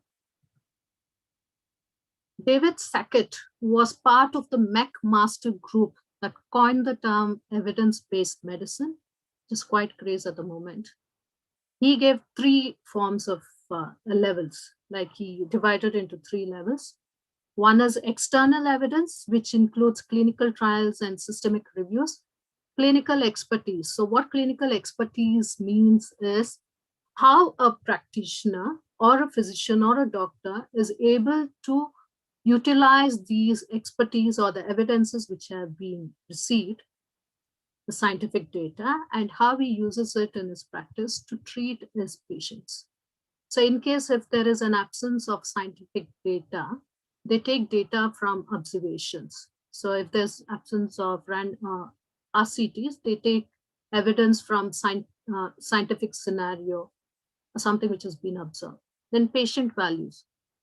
So patient values is always last as per evidence-based medicine. So patient value is how the patient feels, what are their study results, what are their lab investigations, and all those things. Those form the last part of the evidence. So evidence-based medicine is beyond using results of the research. It's beyond just using the results. It's like the expertise of the practitioner, as I earlier said, and external evidence which you obtain from systematic research, and also non-RCT evidence which you find from scientific evidence, right? So now the big question is where we stand as complementary practitioners, as homeopathy.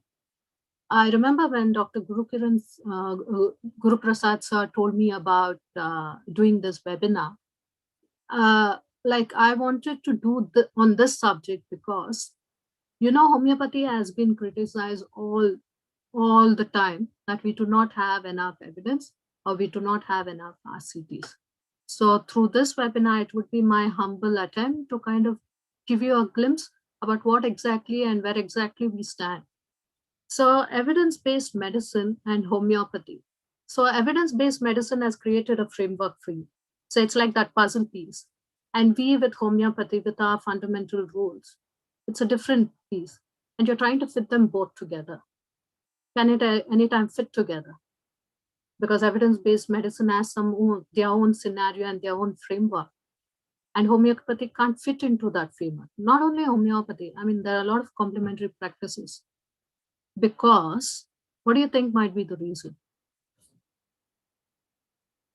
Can anyone guess? Please type in the chat box for me. What do you think is the main reason that complementary practitioners or complementary medicine is not able to fit into the scenario provided by evidence-based medicine?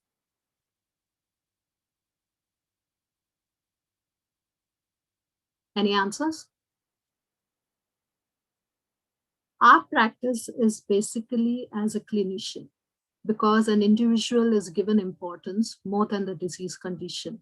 So that is one of the reasons there is lack of information in evidence-based medicine on how to deal an individual patient in a clinical practice through the techniques of randomized controlled trial, systematic review, meta-analysis data. All this is relevant to a group of people. Like they take an average and say, okay, vitamin C is effective in this age group.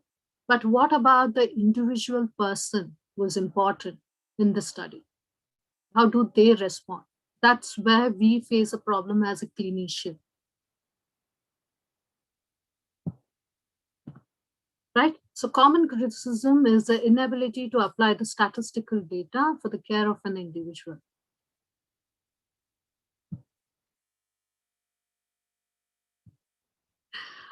Difference in treatment, which work on average many, and how does it work on individual? No one has data for that. That's where we face a problem. One of the participants has said homeopathy is beyond present research practices. Yes, it was also one of the reasons. So protocols to be used by homeopathic evidence-based medicine is not suited to a profession whose epistemology is based on the context of the individual, like complementary medicine. our basic foundation is an individualization. So that's where the problem starts. For example, a research culture emphasizes on evidence-based approach, especially efficacy of single herbs and nutrients. Like, see, if you see the RCTs, which I'll explain later, they take a particular drug and see whether it's effective in a group of people, but they don't see on what basis of knowledge, on what basis of fundamental principles that complementary medicine is actually using to choose that remedy, or will that remedy actually act in that person, or will that herb actually act in that person. So this holistic approach is missing, and evidence-based medicine does not understand the complexity of illness and how a social, emotional, and a spiritual aspect can actually influence a person along with his physical aspect, which is given more importance in homeopathy as well. So what are the three main issues involved here? Holistic approach has broader view of disease phenomena. The above kind of knowledge is based on clinical experience, which has very little importance in the evidence-based medicine hierarchy. As you might have, as you can recall, in all the levels of distribution, I made this effort to show you three different types. And all of them, clinical data is the lowest in the category. And also, evidence-based medicine, the protocols they follow, they do not understand that healing is seen as a process which mitigates against the use of narrow evidence-based approach.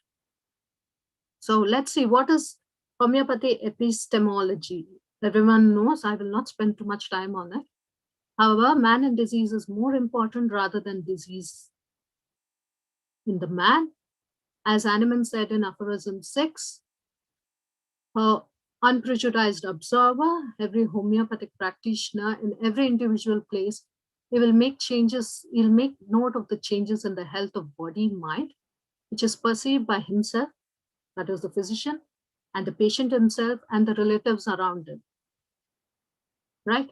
The complex effects of homeopathic medicine, homeopathic treatment from day-to-day practice has not been respected by the evidence-based medicine protocol. And illness is beyond the scope of purely evidence-based approach. Right? Okay. I would like to re-emphasize this thing, what I told you, by discussing a couple of cases on conduct disorder. Before I go into the cases, I just want to give you a brief about what conduct disorder is. So conduct disorder refers to a set of problems, behavioral problems exhibited, especially in children and adolescents, which may involve violation of rights and characterized by aggression and sometimes even behaving weirdly and law-breaking activities. So conduct disorder, is one of the group of behavior disorders collectively known as disruptive behavior disorders, which include oppositional defiant disorder and attention deficit hyperactive disorder. Any questions here before I move to the cases?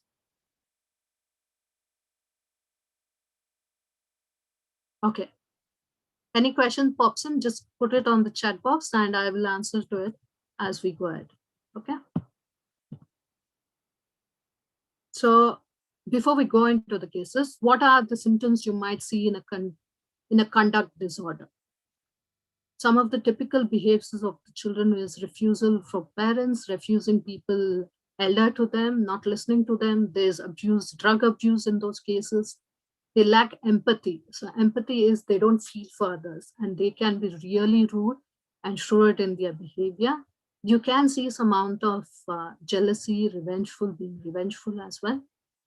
And they can be aggressive to people and animal because they lack empathy, and tendency to hang out in gangs because they are people who behave aggressively. You can make a gang and be more aggressive. And keenness to start physical fights, usually use weapons in physical fights, and they often lie. And learning difficulties and so else. and also have lower self-esteem. And along with that, they might present with suicidal tendencies. The reason I picked up these cases was because this is quite prevalent in our present scenario. I'll stop the screen sharing and I'll start sharing a new screen with you.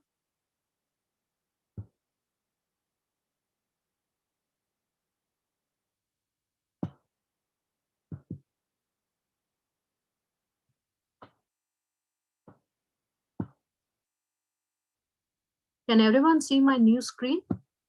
Case 1 of self-harm and manipulation in a 9-year-old. Yes, Divya, we can see. Yeah, thank you. So you can imagine what kind of era we are living in. It is this 9-year-old girl. She was brought to me by her parents for harming herself.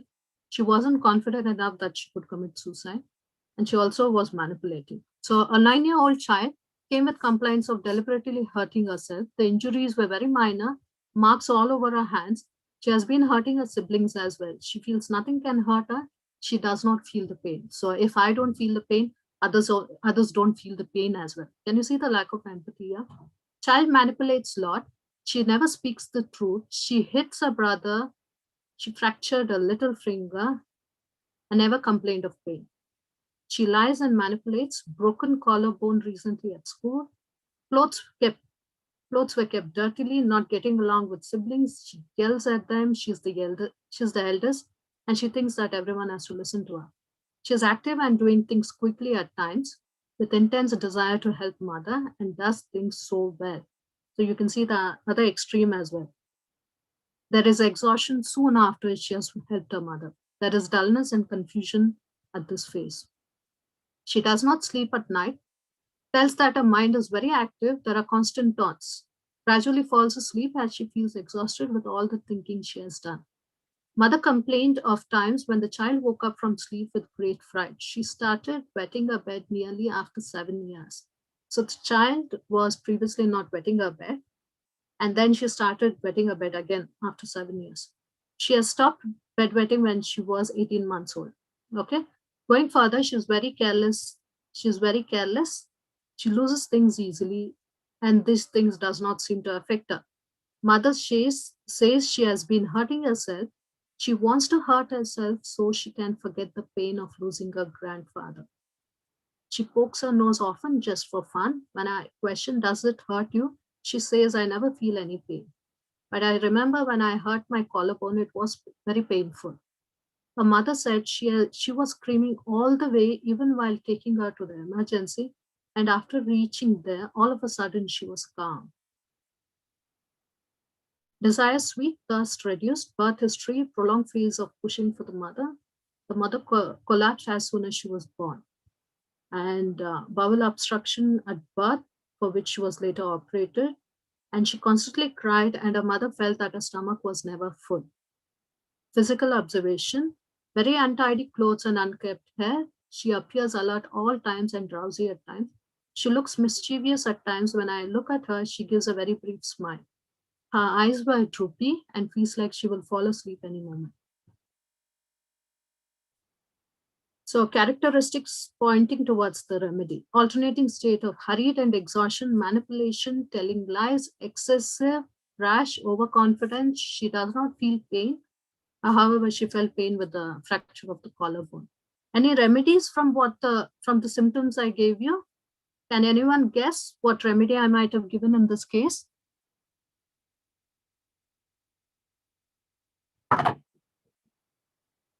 Okay, the remedy prescribed was opium. And the child actually responded very well to the case.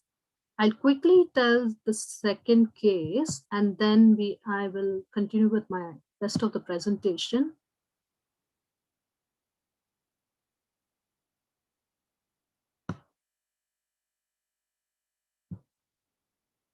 Okay, this is a case of an 11-year-old boy.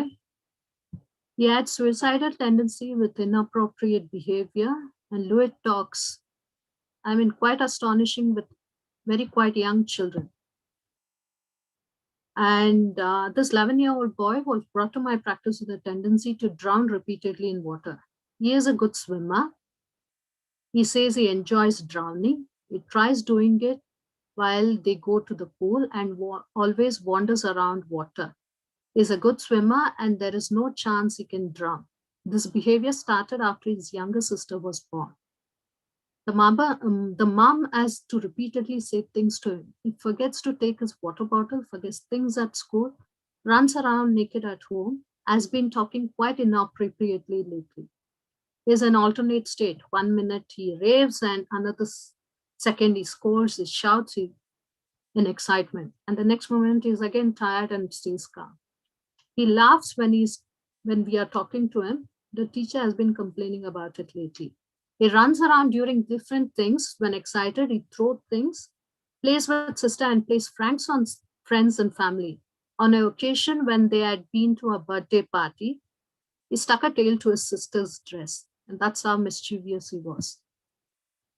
Recently, he has been spending a lot of time in his room. Whenever we shout at him, this is what the mother said, he heads off to his room and does not open the door for hours together. When I questioned him alone, he spoke of an incident. This was actually which kind of clicked me to prescribe the remedy. He spoke of an incident where he pushed his sister down the stairs. Mind you, no one knew about this incident. And he told me, and he said that she was the problem behind everything. My parents don't spend time with me, and I'm left to do things on my own. So he was feeling so jealous and so violent that he actually pushed his younger sister down the stairs. I verified this with his mother and she said the younger daughter was rushed to the emergency a couple of weeks back then, and she had fallen off the stairs. She did not know that her son had pushed her daughter there. Okay, so when you go to the mind rubrics of Kent repertory, these were the rubrics which were taken, which were quite evident in this child. What do you think I prescribed in this case?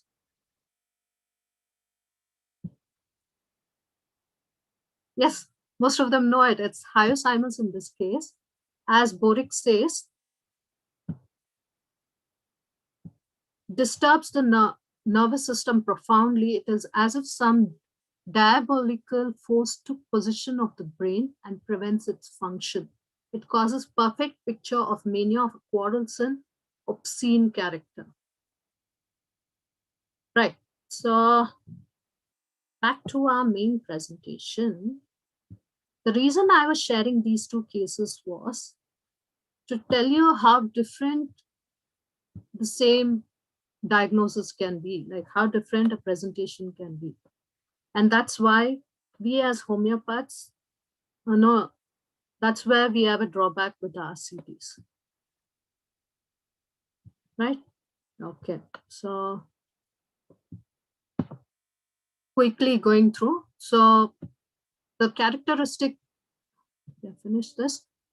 Okay, so I will go through some of the evidences we have at present with homeopathic research and what exactly they have value. So we have systematic reviews where the British Homeopathic Association, they did these systematic reviews and they came out with positive conclusions on these cases with children, diarrhea, hay fever, post-operative, ileus, respiratory tract infections, and vertigo and all. The main flaw with these trials is they reflect the point of view that the treatment was administered to a particular disease condition. But homeopathics foundation itself is to treat the individual. We treat the individual, not the disease.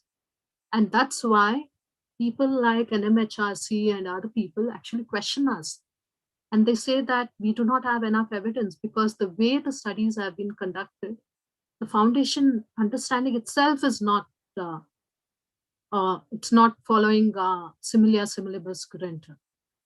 Now, what is the difficulties and opportunities we have with randomized controlled trials?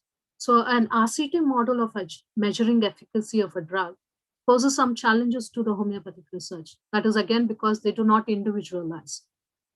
And homeopathic prescription is not only based on the symptoms, but also on the host, what they feel, what they do, what is their social, what is their background, what is their presenting symptoms, on all that. That is why we have difficulties with RCTs. So further issues with evidence-based medicine. National Center for Biotechnology Information in the US, in one of its papers published in March, states that in a previous systematic review of randomized controlled trials of individualized treatment, I might just move this slide, yeah. He concluded there was small statistically significant effect of the individually prescribed homeopathic medicines that was robust to sensitivity analysis based on reliable evidence. However, the low and uncertain quality of the evidence prevented a decisive conclusion. At one side, they say it's statistically significant. On the other side, they say that the quality was not good enough. As I said before, evidence is accepted if the quality is good and it is higher in the hierarchy. When the foundation itself of obtaining evidence is not proper, how can you expect the evidence to be good? So in contrast to, so I'll tell you what, on which basis they said this. In contrast to individualized treatments, placebo-controlled RCTs of non-individualized homeopathic treatment evaluate interventions that are involved the same standard medication allotted to each and every participant. For example, they would choose a drug, for example, arnica, and test it on the whole group. But tell me, will it act on all the cases? If there is no if there is no, if the totality of symptoms or the PQRS symptoms are not the same, obviously it wouldn't act.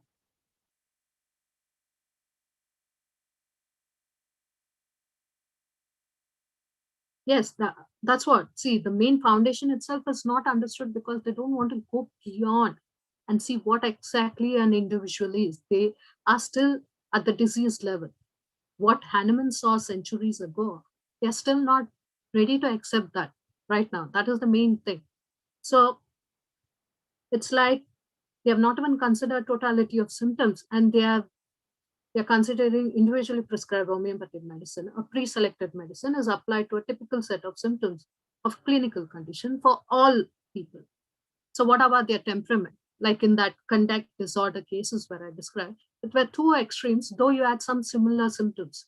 One case it was opium and the other case was hyoscines. So how can you even say these evidences were good enough from our point of view, right? This article you can read at the link below, which I've given you. And then you have non-randomized studies. So clinical outcome studies, which are neither randomized nor controlled, they record patients' self-reported response after treatment. However, the problem with this is it's lowest in the hierarchy, and such study designs reflect how homeopathy is working in practice. But RCT research might not even be targeted with this. That again is another issue.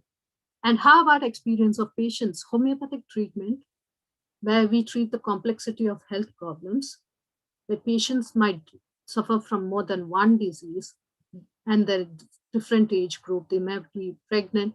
All of these patients would not be accepted for a drug trial in a conventional medicine. I'm talking about modern medicine.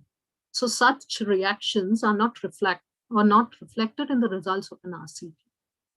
Furthermore, commonly known events during the course of homeopathic treatment, like something we all have read about Ken's observation, 12 observations and things and all, those initial aggravation, homeopathic aggravation, different layers of symptoms, all that is not at all considered in such studies.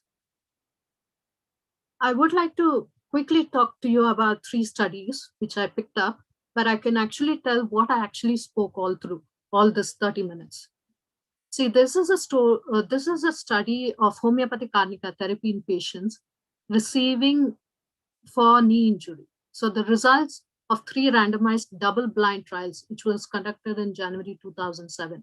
So what they did is they investigated the effectiveness of homeopathic arnica montana, homeopathic preparation, in a post-operative swelling and pain after arthroscopy, artificial joint knee implant implantation, and cruciate ligament reconstruction. This all fulfilled all the RCT's criteria, as you can see. They say single primary care unit specialized and patients suffering from knee disease that necessitated arthroscopic surgery. Prior to surgery, patients were given 1 into 5 globules of homeopathic dilution 30x, the decimal scale, and following surgery, 3 into 5 globules were administered daily. Now tell me, any one of you, what is the main issue with this study? Though they have investigated the effectiveness, there is an issue with this study when you see from a homeopathic point of view. Can anyone quickly point me out? What do you think is the issue with this study? I've just given you the key points. This is enough to tell me to see what was the issue with this study.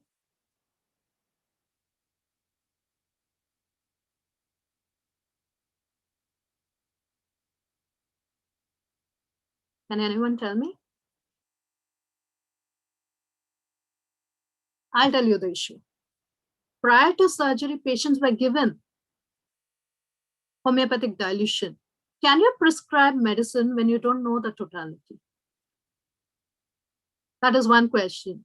Like when you go into organon, I'm not going deep because again, because of the time limitation, you have a symptom, you have a clinical picture, you have a symptomatology, and then you prescribe based on that symptomatology, what we call as G0 prescription or totality of symptoms or essence, whatever it is. You need symptoms to prescribe.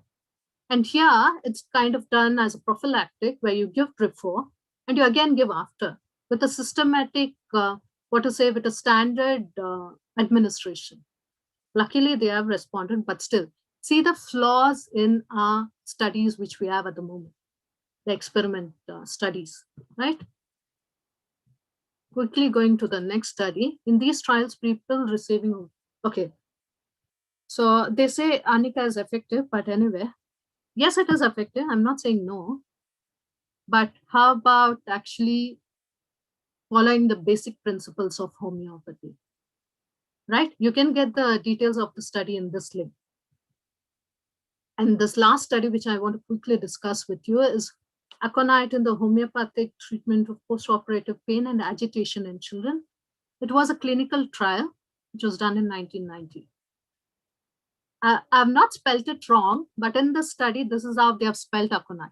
Aconite proved to be effective for children's post-operative agitation with 95% good results. See what they've got. They've got 95% good results. It's usually stated that the placebo effect is high and may reach rates higher than 30%. Aconite has an amazing cure when well prescribed and can speed up the action as for its efficacy. Okay, the remedy has a place in the recovery room and should be in every physician's emergency case. The fundamental research could specify how the remedy works and may discover other molecules effective for stress. As I said to you earlier, what is the issue with this study as well? I know they have found 95% good results, but what about the basic homeopathic principle? Can you just distribute homeopathic medicines like lollies? What about proving? What about drug proving? That is where the issue starts. That's why we are not able to compete with the modern medicine with hard research data. Can you see what changes we need to make as a homeopathic physician? I know homeopathy is not easy to practice, but it's not difficult to practice as well. Okay, the big question is homeopathy and evidence-based medicine. The debate whether homeopathy is evidence-based or not evidence-based is again a big debate. People who support homeopathy say yes, people who do not support say no. And the medical school, because they don't have enough RCTs, say no. Anyway, the golden mean for establishing authority of treatment is so-called RCTs, which is on the higher level, and we come at the bottom level of the hierarchy of evidence. So, and the success of an individualized homeopathic intervention is thus a complex blend of the prescribed medicine together with other facets of the in-depth consultation and integrated health advice provided by the practitioner. So everything is together. We just can't go on certain aspects. So under these circumstances, the specific effect of homeopathic medicine by itself may be very difficult to understand with the precision of RCTs. Do you understand? Okay, so this is what it is. And as I was saying, moving forward, we need to get our data and research as much as we can establish, working on the basic principles of homeopathy and how we can move forward. So there is a need for us to work together with the modern medicine people, so they understand where we are heading with homeopathic principles. And that might open up the scenario, and they might start looking at things other than RCT. It might happen in future, but it's a thing for every one of us to think. But also for us as homeopaths to practice on the basic principles of homeopathy and not just be carried away with whatever have been told through the years, and just stick on to our foundation. Right? Thank you, everyone. I'm sorry I took a little bit of more time.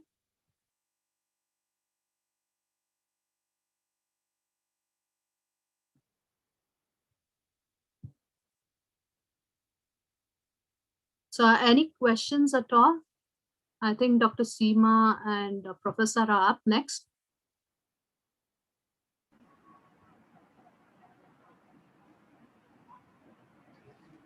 Well, good afternoon to everybody.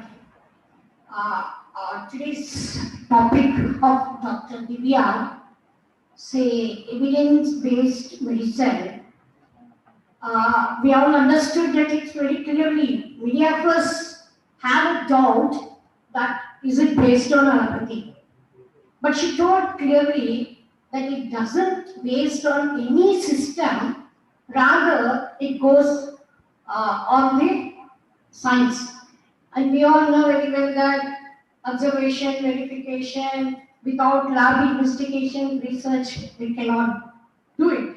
And she also very clearly explained three kinds of medical evidences, say observation, lab investigation, research, etc., etc. So we also we agree to it that it should be done so. Like in the beginning, when a student of homeopathy starts his clinic, he lacks the reason, lack of information on how to deal an individual patient in clinical practice, though the techniques of all the control trial or the modern medicine, the way of their treatment and the systemic review. But Dr. Divya in today's speech clearly explained in her speech, she told that the basic foundation of homeopathy, it is not only depending on the modern medicine in one area, so the evidence-based medicine is in all areas. It is so much true that our literature is true, reliable, and existing. Dr. Divya, very thankful for your information, and we do agree with your research on the evidence-based medicine, because it's not only in 1 year or 2 years you achieve your research point of view, you're successful in your practice. We do agree, and all the best for you. We, on behalf of GHMC and all the participants here, we thank you very much for your presentation. Keep giving and be continuous with be touching with our webinar like this in future. Thank you. And we bless you also, because you are a student of college. We see you in all the way your success. Thank you. Thank you, ma'am. Thank you, ma'am. Thank you very much. And thank you everyone for your patience. And I'm not taking more time. Dr. Seema, the board is yours now. Thank you. Thank you, ma'am. I now call upon our next session speaker, Dr. Seema Mahesh, ma'am, Research Head, International Academy of Classical Homeopathy, to throw light upon research in homeopathy. Welcome you, ma'am. Oh, very good afternoon. I'm very happy to be here in GHMC talking to you all today, especially since it's my old college and I feel very strongly about my college. So it's really an honor to be back as a speaker here. And my topic is research in homeopathy. Actually, Dr. Divya made my job very easy because she kind of, touched upon all the basics. So now I can stick to the, elite. Kidding. Okay, so it's not a really a flippant topic. It's a very serious topic that we are discussing today, and evidence-based and research and things like that. So what I want to bring to your notice is this. These are some tabloids and some newspaper articles. I'm sure most of you have even read them or at least heard of them. The Guardian said homeopathy is not effective for treating any condition. Australian report finds. Homeopathic medicine labels now must state products do not work. This is by US trade agency. WHO recommends against use of homeopathy in certain conditions. And Lancet declared in one of its editorials, based on its study, that homeopathy is pretty much placebo at best. Now, yeah, it was a very underpowered study. There's a lot of discussion about the validity of this study, but basically the popular people are saying homeopathy is just, air. And why are they saying this is because they all say homeopathy has no evidence. They don't question when they show you before and after situations with cases. They say, yeah, fine, but there is no evidence to prove that homeopathy is responsible for this. This is the problem, but you may ask, why bother, right? I mean, I got my practice, I got my degree, and I have a very, faithful patient base. Why should I bother? True, you needn't bother at all. Except that you need to, you just do. If you care for the future of this system, you need to bother what is happening with the evidence for and against homeopathy. Because science needs evidence, right? And the only way to gain evidence is through research. Because research is supposed to provide us with objective proof, negating all our subjective influences. My opinion is this, your opinion is that. That doesn't matter. What does the evidence talk about? This is what research is about. And this is the only thing that science requires to stand. And without such proof, homeopathy may not flourish and reach the masses. And we know the masses require this divine science. And we will continue to be persecuted. Governments are going to continue to question us, ban us. This is going to continue. And for this, every homeopat's efficiency is a necessity. Because you see, in conventional medicine, the practitioner's expertise is not a confounding factor when it comes to research. They have this problem, they give this treatment, it's done. But with us, 10 of us will give 10 different remedies, which I'm happy to see was not the case when you people suggested the remedies for Divya's case. Almost all of you said hyoscyamus, and I was so happy to see that. But this is my point. If you're not an efficient homeopath, you are contributing against homeopathy. Remember that. And we are at a very precarious stage. If we don't prove, we are not going to go into future at all. That's the state we are in. So it's time you stood for homeopathy, woke up, rubbed your eyes, and did something about it. So now that I have convinced you, I know this is the reaction when I say research. Most of you are going to go, okay, whatever. But you're not alone. Pretty much all undergrads, all medical undergrads are supposed to have this reaction to research, unless they're a little bit off or they think too much about themselves. And I'm not saying this. There are research studies which have surveyed medical undergrads, and this is the reaction of most undergrads about research. The PGs have a little better because they're actually doing something about it. So instead of going into the basics and telling you what the evidence-based medicine is all about, what we should be doing, I would rather be showing you what we have done. Now, I might cut short the peer-reviewed papers because Professor will be on at 2 o'clock sharp. which is 4:30 for me. So I will at least try and explain what poster presentations we have made, because those are about very interesting studies actually. So this is just to give you an idea that, yeah, I wanted to notice that we are not talking about fitting homeopathy into the paradigm of conventional medicine. That is not going to happen. And the day we stop doing that, we actually start doing something for homeopathy. So these studies are more about the principles of homeopathy and actually proving them with studies, right? So let's see. I know we're not there, but we've begun the journey, you know.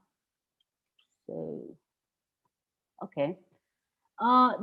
These two papers, actually, I would like to say, not papers, posters, are both hypothesis-based posters that we presented at Autoimmunity, Where Are We Now conference in New York, and conference on immunometabolism and chronic diseases in Suva, Fiji, a very nice place, by the way. I want you all to also to notice that most, pretty much all of these conferences are conventional medicine conferences, not complementary medicine or homeopathic conferences. This is what Professor Vithoulkas wants us to do. He wants us to take the evidence out there and show the conventional or the mainstream medicine people that this is what we're talking about. And this has been our experience. I will tell you our experience as we go. So the next conference was in Dublin, Ireland, where we studied, we had conducted a clinical study on 45 clinical cases. The history of Indian patients, 45 Indian patients with recurrent infections treated with drugs repeatedly in the past, and we correlated their present health status. We saw what was happening to them at present. So the rough interpretation that we found was 82% of those people who had repeated infections in the past and treated them had chronic diseases at present. And about 7% of them had both chronic and acute coexisting, whereas 11% of them had no chronic diseases at present. So you see how acute inflammation suppression is actually leading to chronic inflammation. And there are like n number of immunological studies on this, but clinically nothing has been done so far, and that is our effort. We're doing repeatedly on different types of patients to see this. The next one on the same lines, but we did it with a different set of 45 Indian patients, and we found the same thing, that in the past these patients had suffered from URTI, recurrent fevers and adenoids, but now they came up with allergic bronchitis, rhinitis, chronic headaches, PCOD, epilepsy. You see that? It's chronic inflammation now, no more acute inflammation. And this was presented in Poland. The next poster was a clinical poster. I know it's very dramatic, psoriasis patients. This was the International Federation for Psoriasis and Psoriatic Arthritis, which is the acral body for psoriatic conditions. It's the biggest organization on psoriasis in the world. And the interesting thing here was almost every time, the researcher or the physician would ask me, what else was used? Did you use biologics maybe, or steroids? And they did not buy that it was just homeopathy which resulted in this kind of response. But at least I hope I made them think that maybe homeopathy is not placebo with this poster. Next one was European Congress on Immunology. What we did was we took teenagers, right? We took 166 cases of teenagers and we grouped them into 4 groups. And we saw that there were group 1, which was present acute infections only, was a control group. We wanted to test a few things in them. But the rest of them, we saw how many people were having acute inflammation at the present and still had chronic diseases. How many of them had chronic diseases at present and had acute infections still like 1 year back, 3 years back, or much longer back? So when we saw that the maximum cases were bronchitis, asthma, rhinitis, headaches, dermatitis, etc., most of them grouped in this group, which means they did not have acute infections or inflammatory diseases till like 5 years ago. I mean, since 5 years ago, they did not have. So that was another one. This is the famous Harvard poster. In Harvard, we presented this study. We took 100 multiple sclerosis patients and we studied association of repeated acute infections before the onset of multiple sclerosis. How many of them still got fevers after the onset of multiple sclerosis, and how many of them gave history of abuse of antibiotics in the past? So when we saw the results, we saw that 94% of them had history of repeated acute infections, 80% of them had repeated antibiotic usage, and 93% of them had only low-grade fevers, no more efficient acute inflammation. So this was the finding, and everybody just accepted it. Nobody even questioned, whether there was any problem with the study, because they knew it. These are researchers, not clinicians. They knew that this is one of the factors leading to multiple sclerosis, and they gave me a certificate to show. So the similar one we presented, it's the same thing actually in London, where it was about advanced treatment and technologies, and we said your treatments may be responsible for the problem itself. Okay, somebody's drawing on my screen. Yeah. Okay. So the next one we presented in Spain. This was about a similar study, but we focused on headaches, chronic headaches, migraines, cluster headaches, things like that. So what we saw was that in their past history, before the headache became a recurrent problem, these people had typhoid, tonsillitis, no major illness, eczema, jaundice, UTI, etc., dengue even. And later on, after the onset of headache, the comorbidities right now were chronic fatigue syndrome, APD, rheumatoid arthritis, allergic rhinitis, and hypothyroidism. So you see there is a very clear pattern emerging from these studies. That was headache, this is diabetes. Same thing we saw that in the past, and if you saw time since high fever, nearly 77% of them said no high fever since 10 years, right? So when chronic inflammation sets in, this is actually, if you're interested to study in detail, this is the continuum theory of Professor Vithoulkas. One of the landmark contributions, not just to homeopathy, but to medicine in general, is the continuum theory and the levels of health theory. So if you understand this, you pretty much get what's happening with the world today. It's very clear to you when you read this. You don't need to stick to the,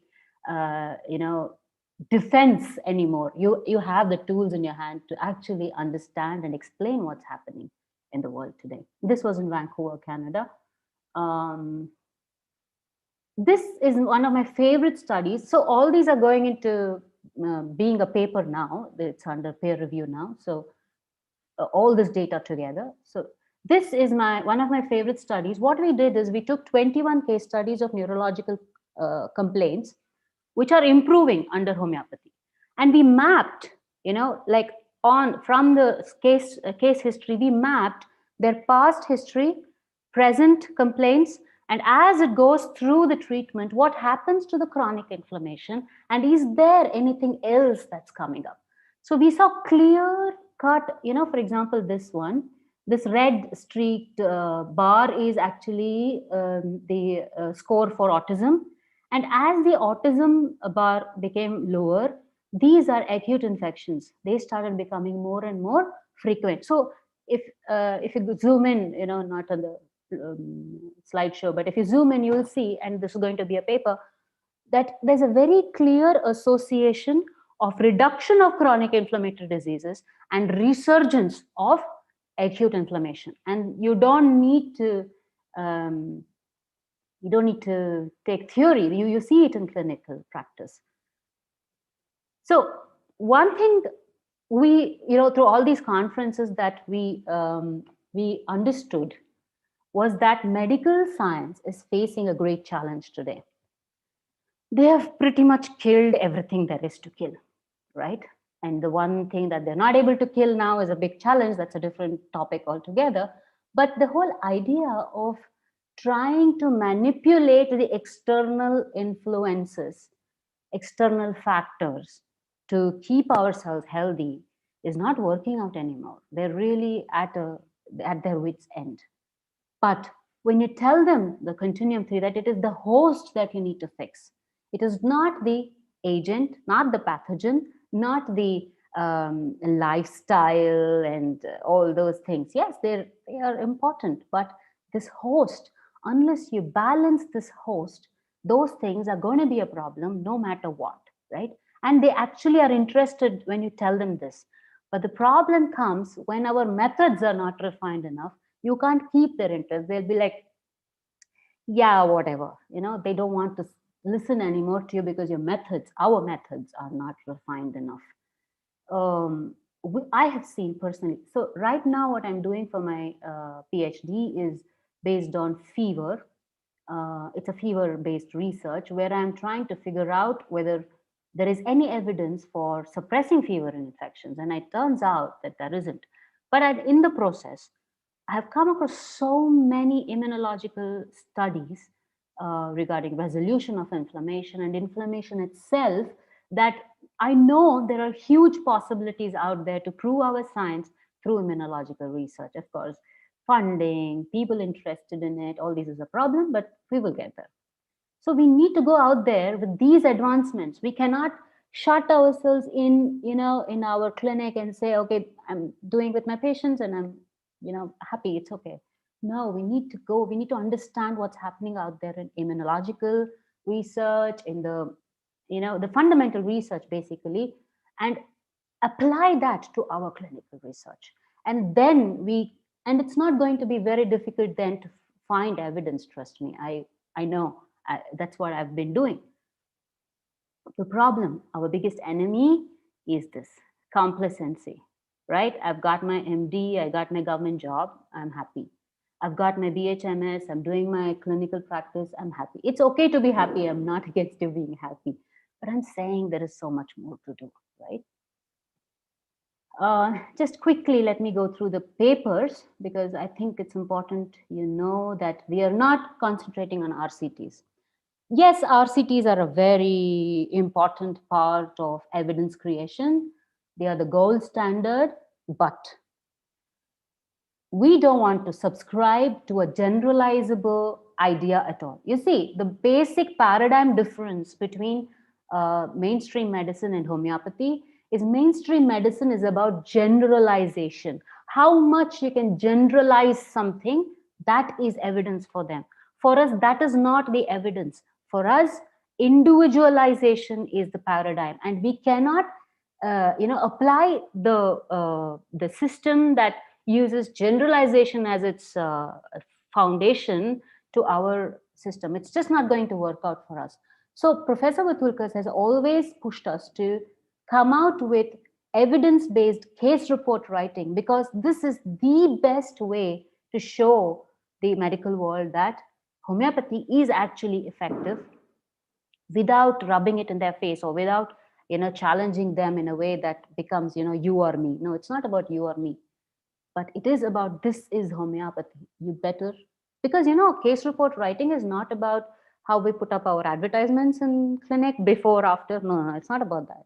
It's a very scientific way of showing causality in a way by reducing bias as much as possible. There are prescribed methods to do this. Okay, so when you come out with a case report on these methods, medical fraternity will listen to you. Also, there's a very big question mark today about the validity of RCTs itself, because RCTs are gold standard, yes, but they do not depict or replicate real world problems. And this is a very big question mark that all clinicians are asking: how much RCTs, the findings from an RCT, are applicable to their clinical practice?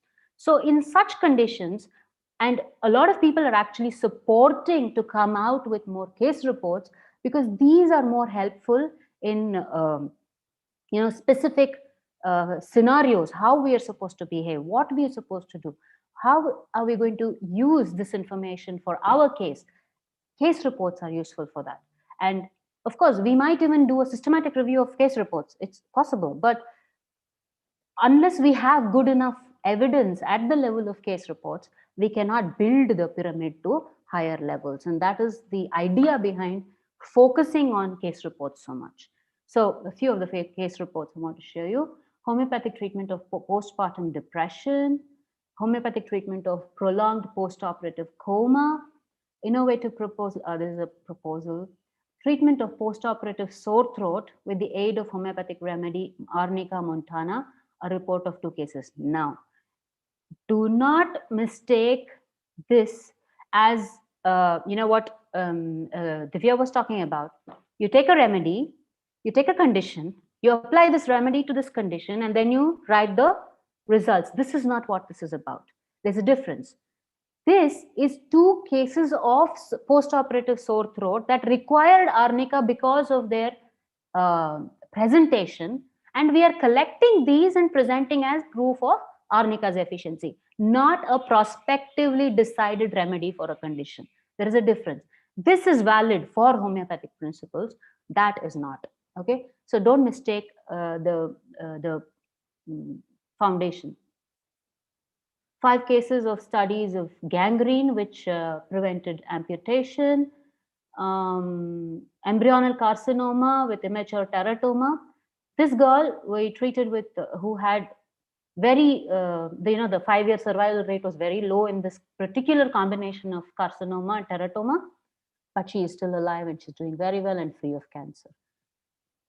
Homeopathic treatment of vitiligo, a report of 14 cases. You see how difficult it is to write evidence-based case reporting.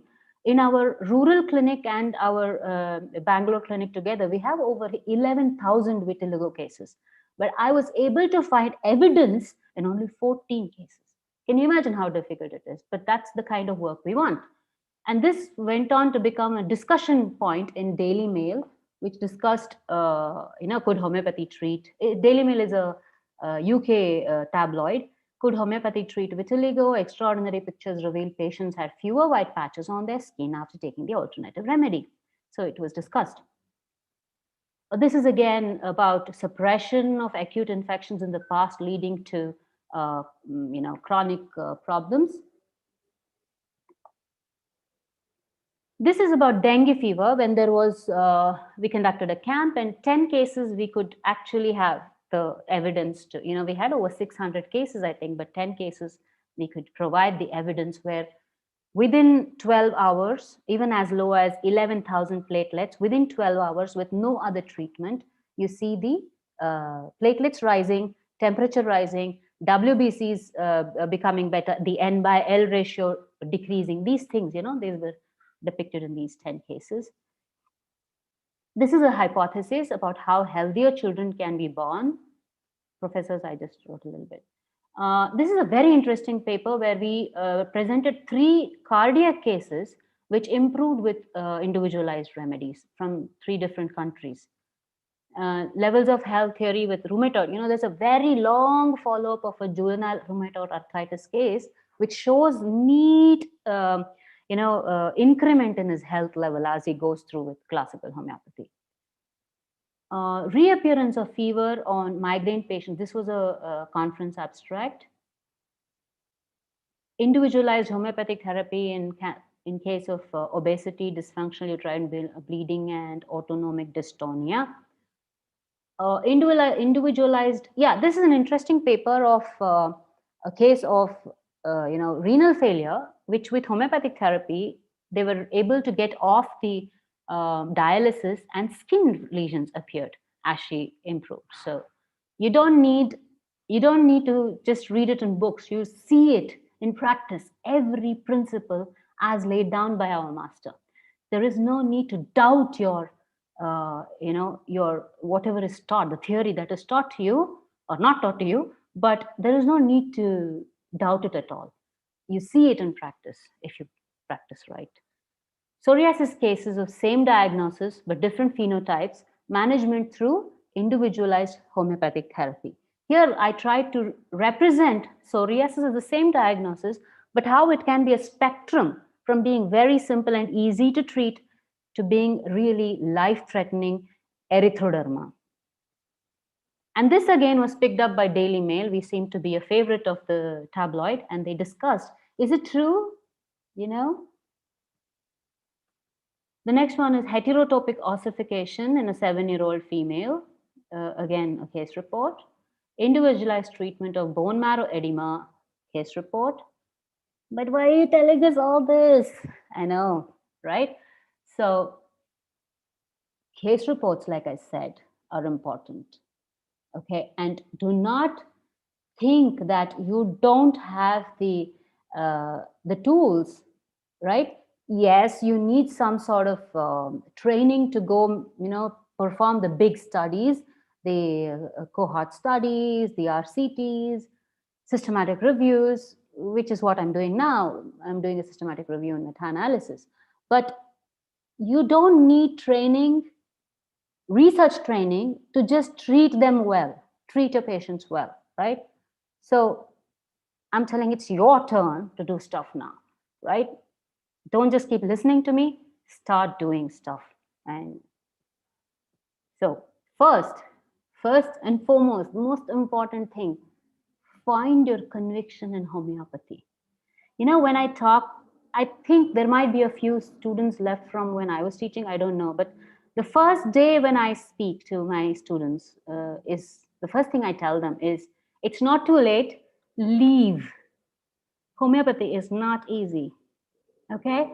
If you don't have conviction, if you don't want to slog, I'm sorry for the noise, I can't help it. It's not the place for you, right? But if you do decide to stick, please do justice by homeopathy, right? So if you haven't witnessed real cures, then you haven't looked. It's your mistake, not people around you. You should look to find where you will find the evidence that homeopathy works. You see, I am myself an example. I was about to leave homeopathy in my 3rd year. I said, I don't know, I'm not convinced.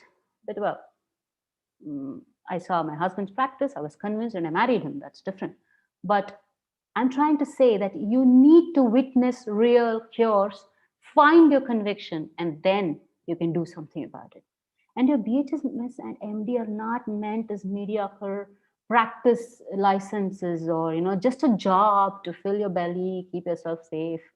No, it's an opportunity. It's an opportunity to change the world. Trust me, it is. And first of all, remove from your mind that homeopathic research is any research which uses the homeopathic potencies. No, it must be grounded in our principles. If it's not, then it's not homeopathic principles. It's some high dilution research, whatever you want to call it, but it's not homeopathy, right? If you think moving away from natural laws is the advance in science, I suggest go to the top floor and jump off and see if gravity is still operational, because we've come so far ahead in physics, right? So don't lose your connection with the natural laws, but advance with what information is available today. We need to take homeopathic research forward, but not by mutilating it to fit the requirements laid down for a positivist paradigm. Conventional medicine is a very positivist paradigm. Ours is more of an interpretative paradigm. So we need to understand this difference and stop trying to defend ourselves to them. You do your job and things will happen. You do your job well and things will happen. You can contribute first by starting to care about this science, care enough to really learn it, make it yours, make the information yours. And when you learn it, you don't need to bother about earning, my career, my prospects, my future, my marriage. Everything will fall into place. Trust me. Miracles do happen. So, coming to serious thoughts, research in homeopathy is still a baby. Modern medicine has had millions of dollars, trillions of dollars pumped into it, and millions of people working on it for 2 centuries nearly. But we're just starting off, and we are the poor relation, so it's okay. We have a long way to go. But this also means you have a lot of things, a lot to do in this scenario. It's not like it's a saturated field. You have a lot of things to do, and that's exciting to me. There's a tremendous amount of work to be done, be it clinical research, fundamental research, public health studies. My friend, my classmate, my dear colleague, Dr. UmaShankar told you the number of fields that are open to you today. Take them up, but always with the idea that you're trying to strengthen homeopathy with what you're doing in whichever field you take up. So, and this is a special, interest of mine. I think there's a very big opportunity for homeopaths in immunology, because it's a pure science if you pursue it as a pure science, and I think there's a lot of work for us to do there. But above all, what is required of you is professionalism and commitment. You cannot, stay on the top of things and not really do things and expect results. That's not going to happen. If you expect results, you have to put in that much effort in the beginning. Yeah. So one thing that I have learned from Hahnemann, among million other things, is that care enough for humanity. Okay. The reason Hahnemann stopped practicing all those, at that time, bloodletting, leeching, all that, is because he could not believe that such a refined system as human organism had to be subjected to such crude methods of treatment. It just did not gel. It just did not go, right? Because he cared so much for the beauty, for the refinement of humanity. Care enough, and you will do the right thing. So, okay, I'm on time. Thank you. If there are any questions, Professor is.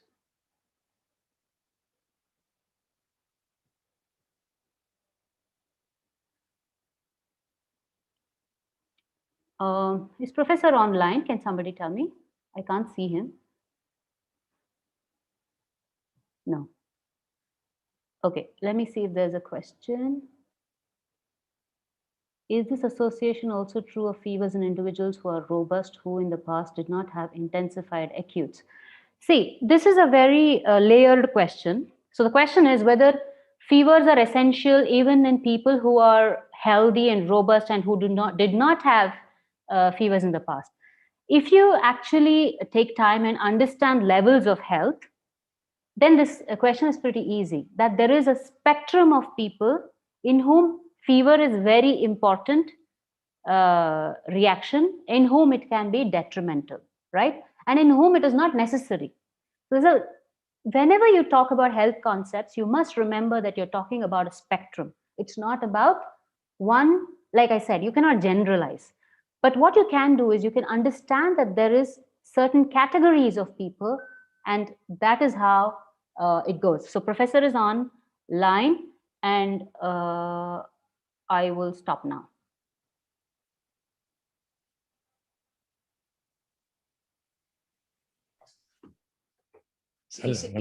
Είσαι online τώρα και σε βλέπουμε. Hello everybody. Good afternoon. Ρώτησε τη Seema, σε βλέπει. Hello Seema. You should have continued. Hello sir. No problem. No sir. Okay.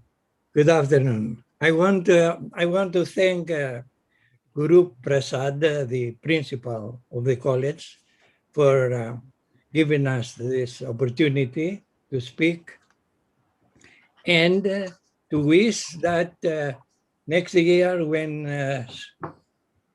the courses in Alonissos will start again, I hope, we'll invite him to be our guest of honor. Thank you. Okay. Today is a day that we celebrate Hahnemann, of course, and what one can say about this man. He, according to my understanding, is perhaps the most useful individual who lived in the earth until now. Why? Because he discovered a system through which a reset of the organism can take place. That means humans can go back to become humans again. Because at this moment, I feel the world is going towards a road that will lead humans to become inhuman. I say that with great sorrow, but unfortunately, this is true. So this man, I believe there is going to be a time when he will be recognized as the best or the biggest benefactor of humanity. And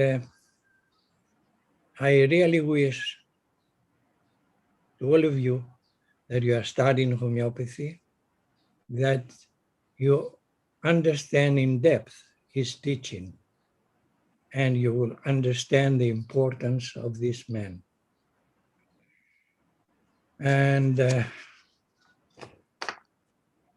so I know I have 15 minutes to talk, and I will start with the questions. Very interesting questions, of course, you have put. And the first question says, can a single dose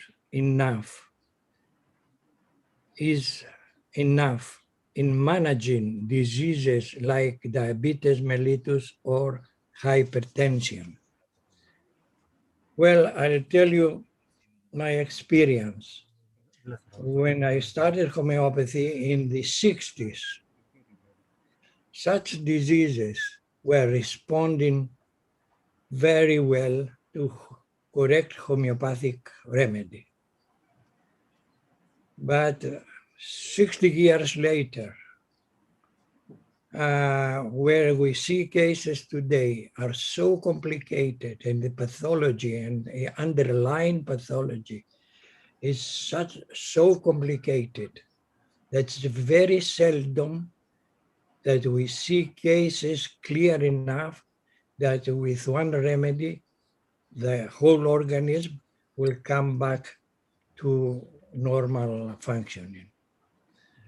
So it's a matter of how much we destroy the organism more and more, and then the homeopathic application will become more and more complicated and more difficult to spot the correct remedy at the correct time.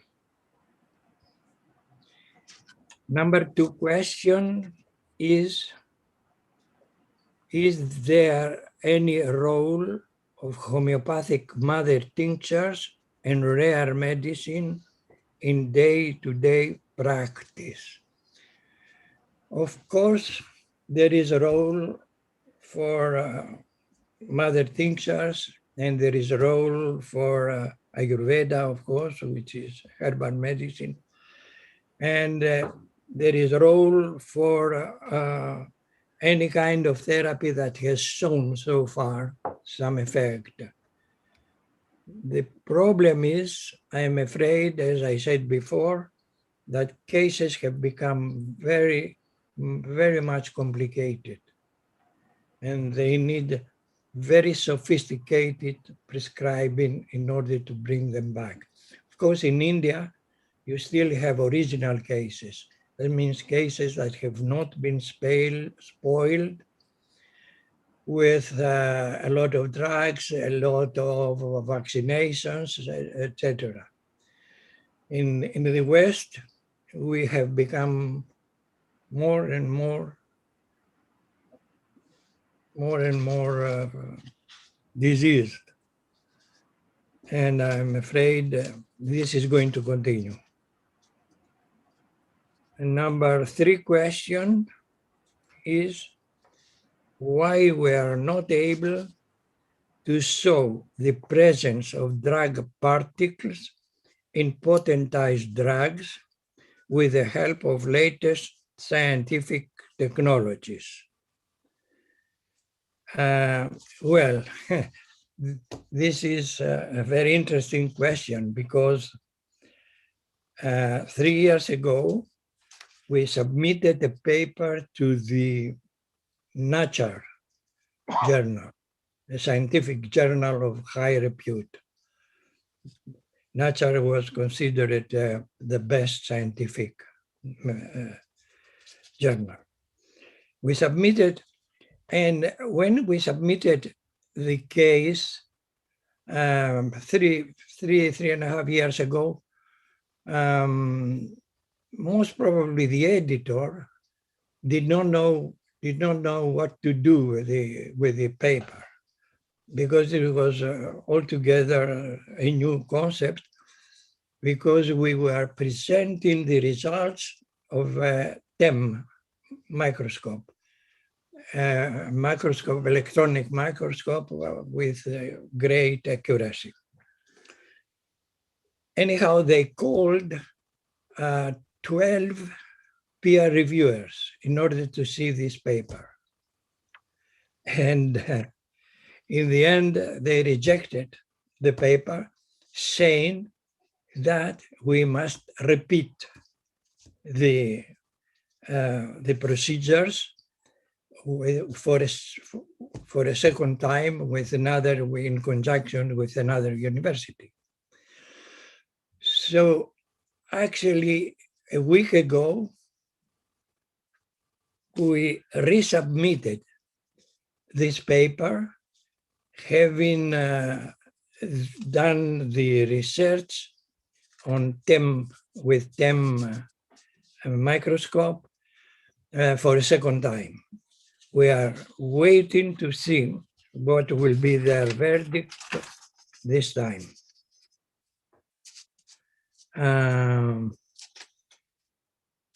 RCT, number 4 question is, RCT is considered as a gold standard method of research.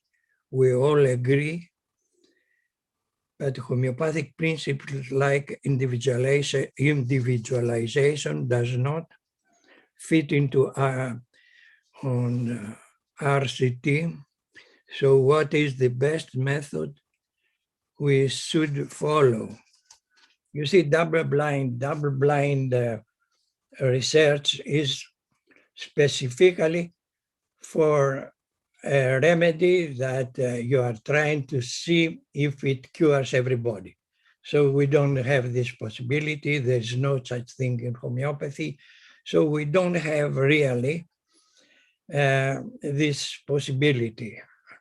And for me, the best method is to inundate them, to give a lot of cure cases, well-documented cases. So in the end, there will be so many published in medical journals that they could not anymore refuse the importance and the effectiveness of homeopathy. Number 5 question is, what are the difficulties in updating and publishing 7th edition of Organon? Okay. First, we have to have a reincarnation of Hahnemann. And I don't know if we can do that.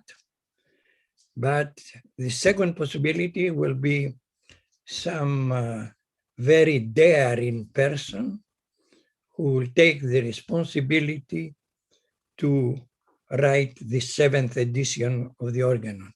In the meantime, what we can do, of course, is to comment on the Organon and to discuss about the ideas of Hahnemann, etc.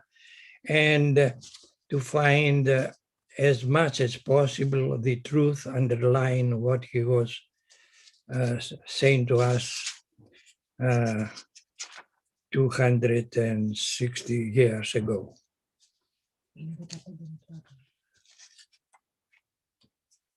So this is my time. I don't know if you want me to continue to finish the questions. Namaste, sir. You can continue, sir. This is Dr. Guru Prasad. I did not hear you. Sir, Dr. Guru Prasad wants you to continue, sir. Continue. Yes. Okay. I'll take a few minutes more. Thank you. Okay. Does constitution of a person remain same or it changes during its lifetime? Well, now with epigenetics, we know that it changes. Even the DNA can change through treatment and through good life, through good feeding, etc., can overcome the predisposition which is written in the DNAs of a person. And especially by using homeopathy, we can overcome the predisposition of the people for different diseases. Number 7, criteria for potency selection in both acute and chronic case. This will take too long time if I analyze this, so I just go over it. And importance of pathophysiology in homeopathic materia medica. Yes, there is an importance, but we still do not have organized that part of our teaching. That means we could have a repertory for pathology, pure pathology. And today, since the pathology is not only one, but different pathologies and different depth of the pathologies, we may have to organize a parallel repertory like the one that we have for all the other symptoms, and help in the decision of the remedy. 9 question. Best scale of preparation of medicine in your experience? Decimal, centesimal, or 50 millesimal? Yes, this is a good question again. And as I have said again and again, I have been using centesimal potencies since the 60s when I came in contact with homeopathy, and I have found them very effective. And lately, the last 2-3 years, I'm experimenting with 50 millesimal, with LM potencies, Q potencies, what they call. And I have seen some good effect of that as well, especially because the 50 millesimal potencies do not give such bad aggravations as the centesimal potencies. The centesimal potencies act much more aggressively. They act immediately. And in the acute conditions, I feel that we should use the centesimal, not the decimal. Centesimal potency for acute and 50 millesimal for chronic conditions. And number 10, how to approach the present pandemic of COVID through our homeopathy. My God. This is another question that needs a lot of explanation. I feel, as I said before, that this phenomenon is for the first time in the history, I think, of humanity. The conventional medicine does not know, is in chaos, how to deal with that phenomenon. Homeopathy has so far shown the best possible results. And I say this not because of my own experience only, but the experience of my students who are sending me their cases, and I can see how well people are responding to the COVID. But lately, I must also say that there are cases that do not respond so well as the first period of COVID.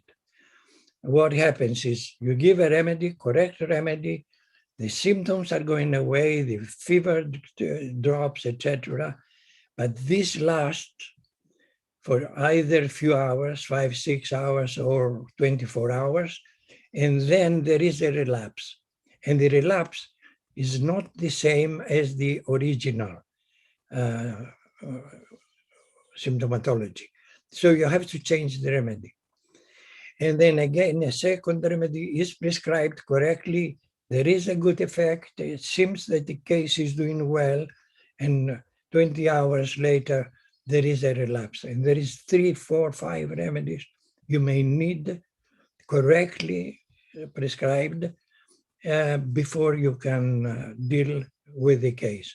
But as I said, this is a phenomenon that have done something that interfered with the creation of God.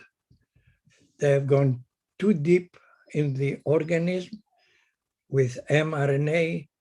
Is something unbelievable they have managed to do, and to interfere in the deepest part of the human structure. So I don't know where this is leading us. And always say that when my voice breaks, I must stop talking. Thank you very much. Thank you. Thank you very much, sir. Yes, sir. And you, from the base of my heart, I express gratitude to you. Please leave it. This is for the information of the audience.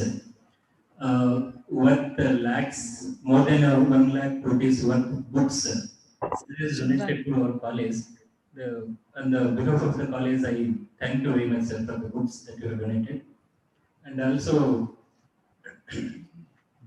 for readily agreeing for this particular program, though you are very busy, and came and blessed us. For your blessings once again on behalf of the whole college, all the staff and the students. We thank you very much, sir. And also I thank you for the invitation to visit the academy. I'll try and my level best and come down to you, sir. Thank you very much, sir. Thank you.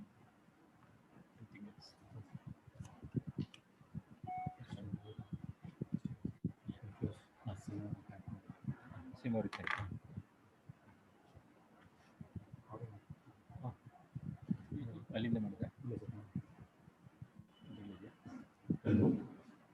And at the same time, I would like to thank Dr. Seema for she is the key factor behind getting our master online. Thank you, ma'am. Thank you very much. And I appreciate your growth. And I hope, as I have put some responsibility on your shoulder, you will carry on and achieve that. You know what I am talking about. All the best for that. Thank you, sir. Thank you so much. And it's my honor to see my master. This year we could not see him directly. I'm so happy to see him here. Thank you. Sir, I would like to bring one thing to your notice. Today's webinar was conducted by the alma mater of our college, sir. Dr. Seema, Dr. Divya Bhatt, and Dr. UmaShankar, all the three students of our college only. They have achieved a great success in their field. So I invited them to present the papers. We requested you to bless us. We need your blessing continuously, sir. Thank you very much. And I would tell one thing that thousands of doctors like me who have been educated by you, sir, have become, rather I would call you the teachers of teachers. Today I am the principal of this college. Like me, all over the world, all over India, even all over Karnataka, and also all over the world, there are a number of doctors who are trained by you, who are able to teach the classical homeopathy to their students. And the key motivating factor is you. And I request and beg in the Almighty to keep you healthy and going like this, and keep on motivating us to practice classical homeopathy. Thank you very much, sir. Thank you. Sir, it is muted. Not able to listen, you said it is muted.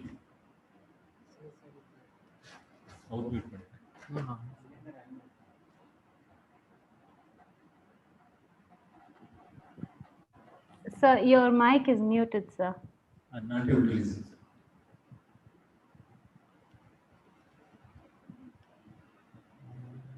It's mute. Maria, professor's mic is mute. The host has to unmute him.